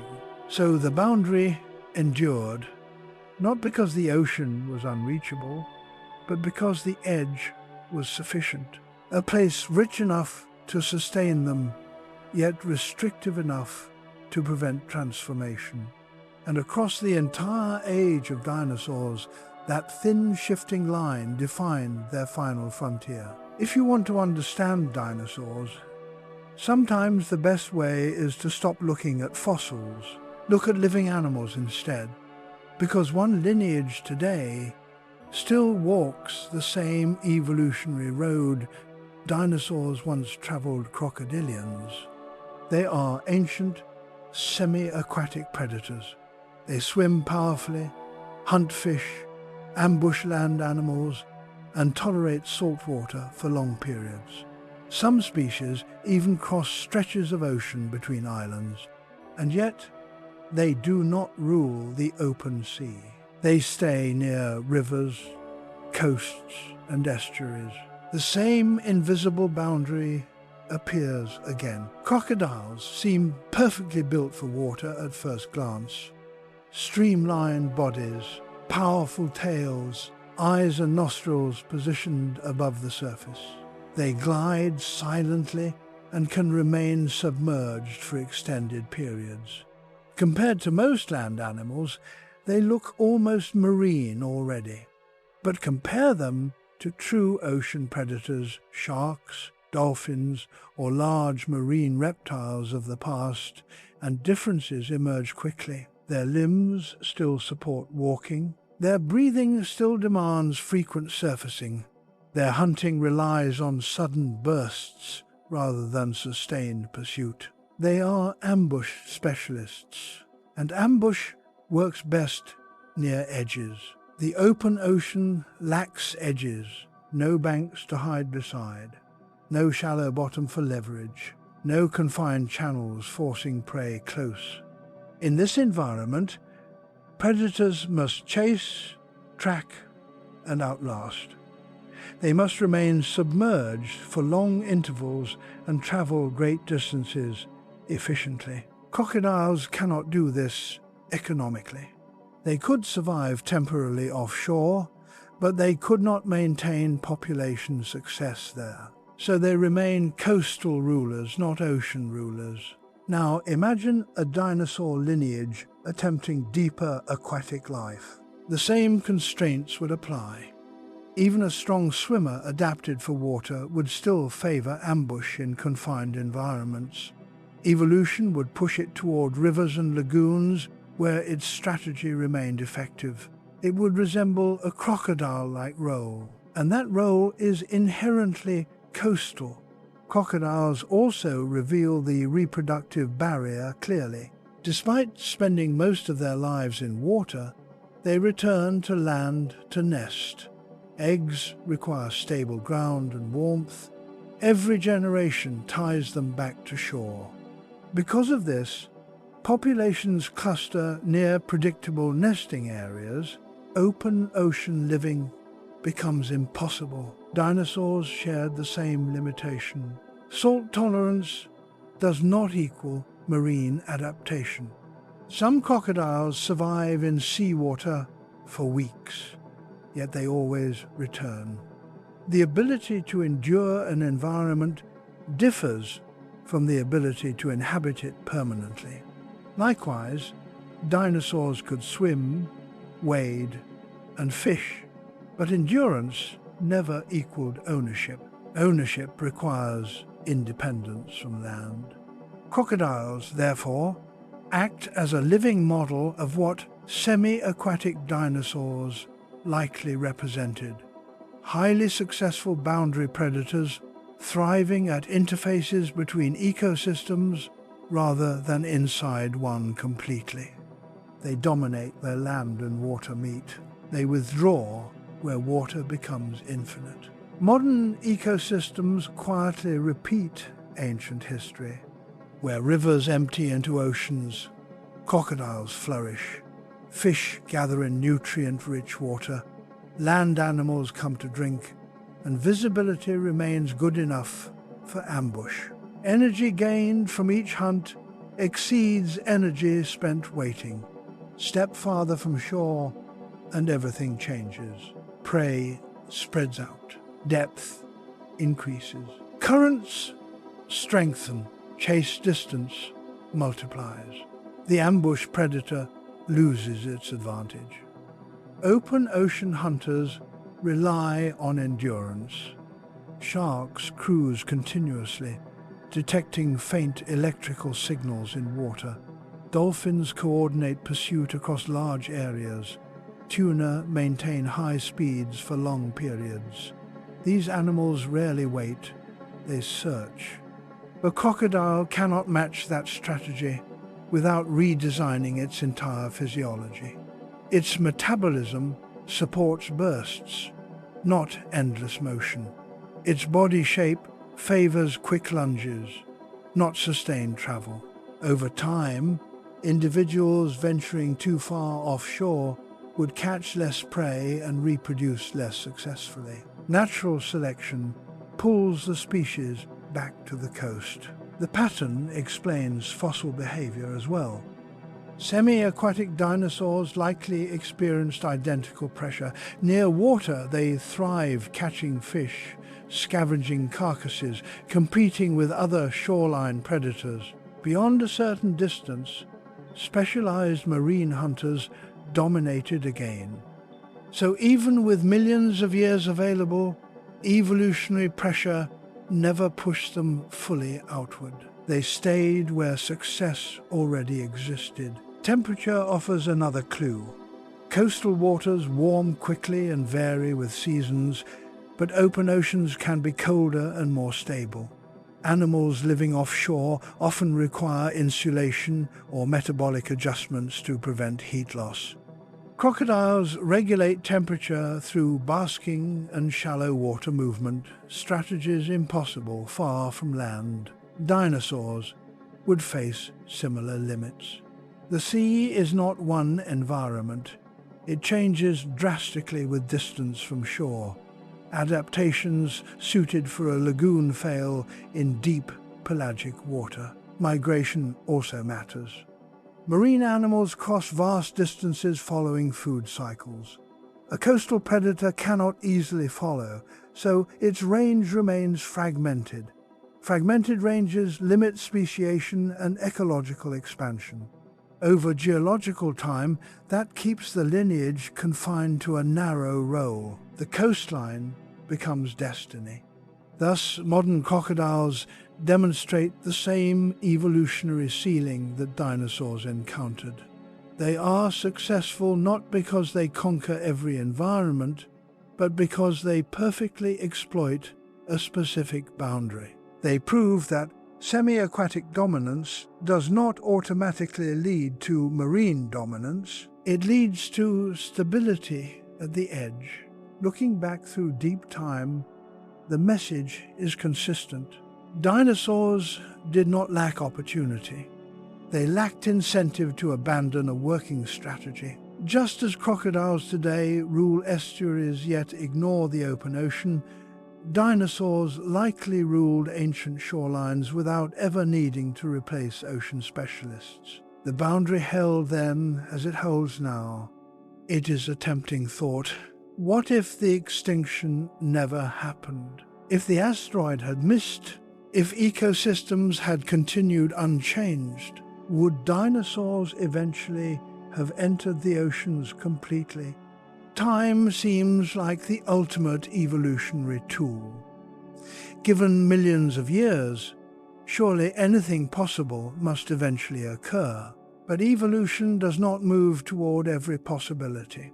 It moves toward necessity. And necessity never demanded a marine dinosaur. For a lineage to transform dramatically, pressure must outweigh stability. Animals change fastest when survival depends on it, when food disappears, competitors vanish, or environments shift beyond tolerance. Without such pressure, natural selection favors refinement rather than reinvention. Dinosaurs faced no oceanic pressure strong enough to force abandonment of land. Their terrestrial niches remained rich and varied across continents. Herbivores reshaped vegetation, predators hunted abundant prey, and climates allowed expansion into forests, plains, and polar regions alike. They were not constrained, so they did not gamble. Consider the marine reptiles again. They did not evolve aquatic bodies randomly. Their ancestors likely faced ecological opportunities near water combined with reduced terrestrial advantage. Step by step, the shoreline offered more reward than land, until eventually land became unnecessary. A path formed. Dinosaurs rarely experienced that imbalance. Even semi-aquatic forms like Spinosaurus still benefited greatly from land nesting, movement, and alternative food sources. The shoreline remained supplementary rather than essential. Without reliance, full transition stalls. Evolution also carries inertia. Each adaptation locks future possibilities slightly. Upright posture, optimized land speed but complicated swimming mechanics. Egg reproduction anchored generations to stable ground. Sensory systems tuned to air reduced underwater efficiency. Over time, these constraints compound. Even with unlimited time, a lineage deeply invested in one strategy seldom abandons it unless survival demands. Dinosaurs were too successful to leave. There is also competition. Marine reptiles continuously refined aquatic dominance. Every million years they became faster, more efficient, and more diverse. Any dinosaur beginning aquatic transformation would always start behind specialists, evolving simultaneously. The goalpost kept moving. By the time a hypothetical marine dinosaur became competent, competitors would already be superior. Time alone does not erase advantage gaps. We see similar patterns today. Large land mammals have existed alongside oceans for tens of millions of years. Only a few lineages, whales, seals, sirenians, return to water, and only under specific pressures. Horses never became oceanic despite immense time near coastlines. Big cats never turned into marine hunters. Opportunity plus pressure not time, drives radical change. Dinosaurs lacked the pressure. So if extinction never occurred, the likely future is not sea-dwelling dinosaurs filling pelagic oceans. It is diversification of shoreline specialists, more Spinosaur-like predators, more fishing adaptations, perhaps improved swimming but still anchored to land. The coastline would remain frontier, not homeland. To truly imagine a marine dinosaur, we have to imagine a world that forced it, not encouraged it, forced it, because the barriers we've seen were not small ones.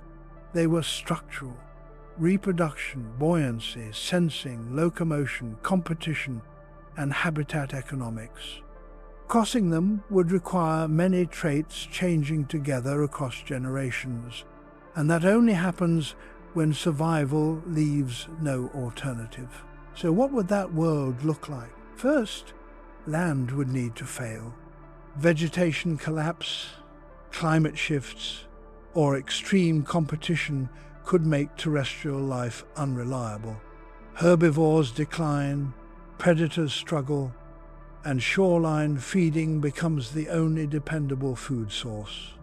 In that situation, individuals able to remain in water longer gain advantage.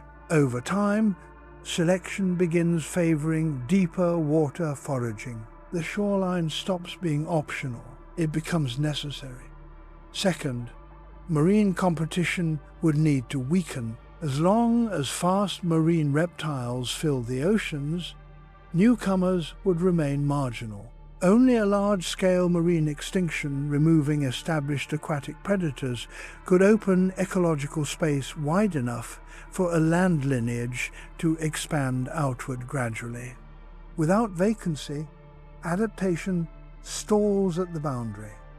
Third, reproduction must change. Eggs would become liability rather than safety.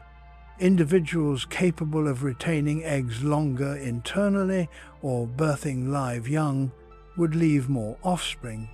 Over many generations, internal development could replace external nests. At that moment, distance from land stops limiting expansion. The ocean becomes continuous territory. Fourth, body structure must follow. Limbs shorten into paddles.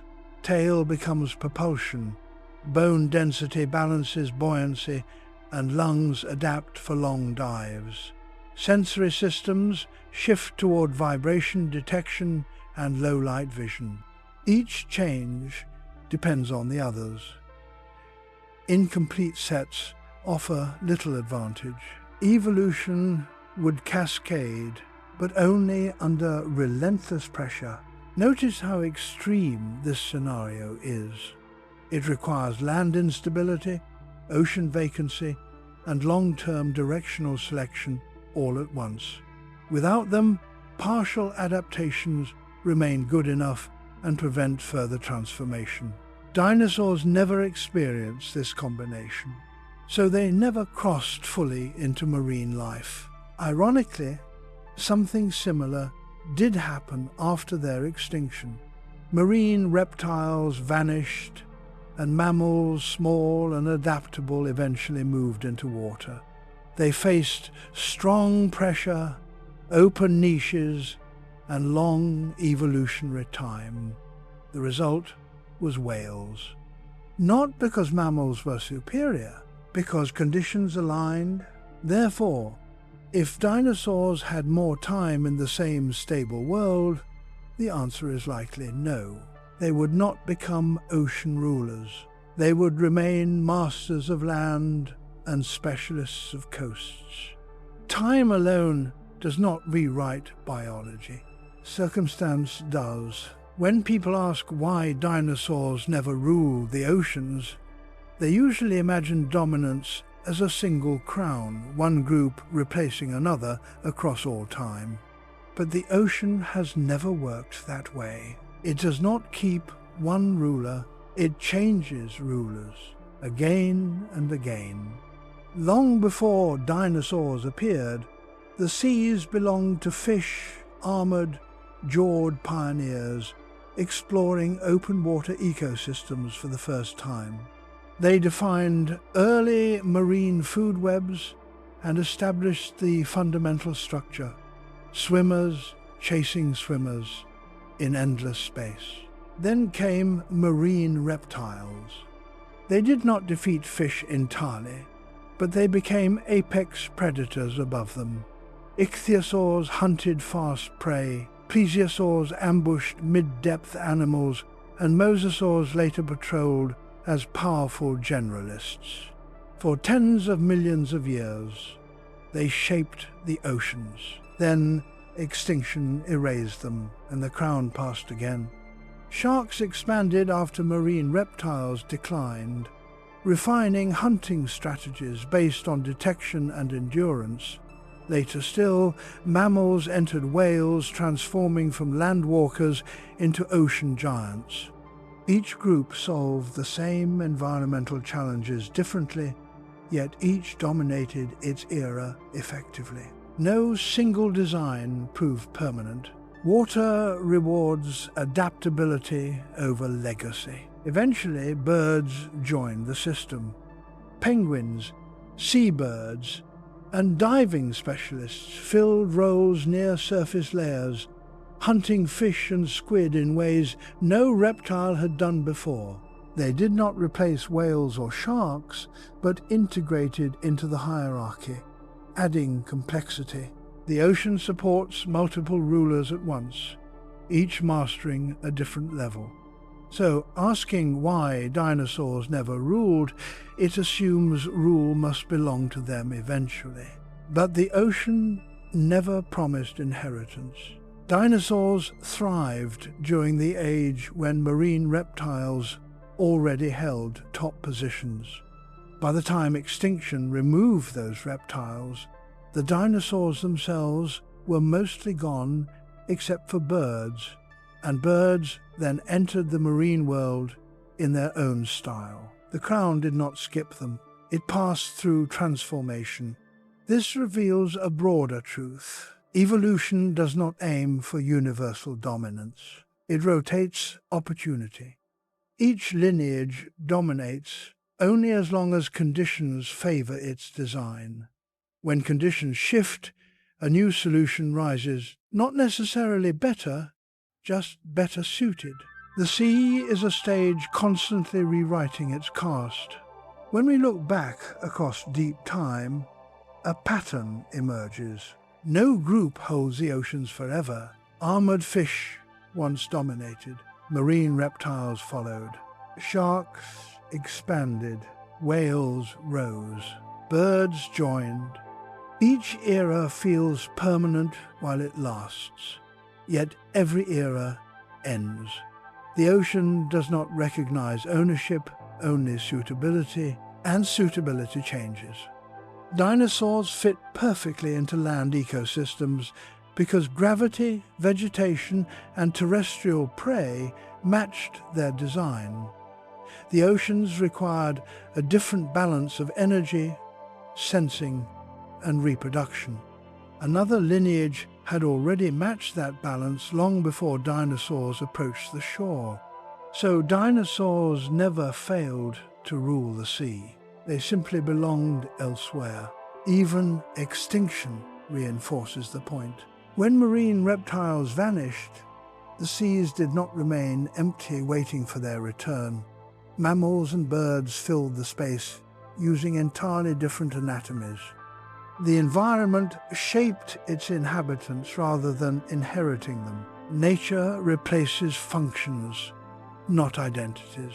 Today, whales cross entire basins, sharks patrol depths, and seabirds travel between continents. None resemble the rulers before them, yet all perform the same ecological roles: predator, scavenger, migrator, filter, feeder. The ocean remembers behaviors, not species. And this is why the question itself changes meaning. Instead of asking why dinosaurs never conquered the oceans, we understand that conquest is the wrong concept. Evolution is not a war for territory, but a distribution of solutions. Land demanded walkers, dinosaurs answered. Sea demanded swimmers, others answered. Sky demanded flyers, birds answered. Every environment selects its own specialists. In the end, dinosaurs did rule the world, just not every world. Their absence from the oceans was not a gap in their power, but a sign of how complete their terrestrial success already was.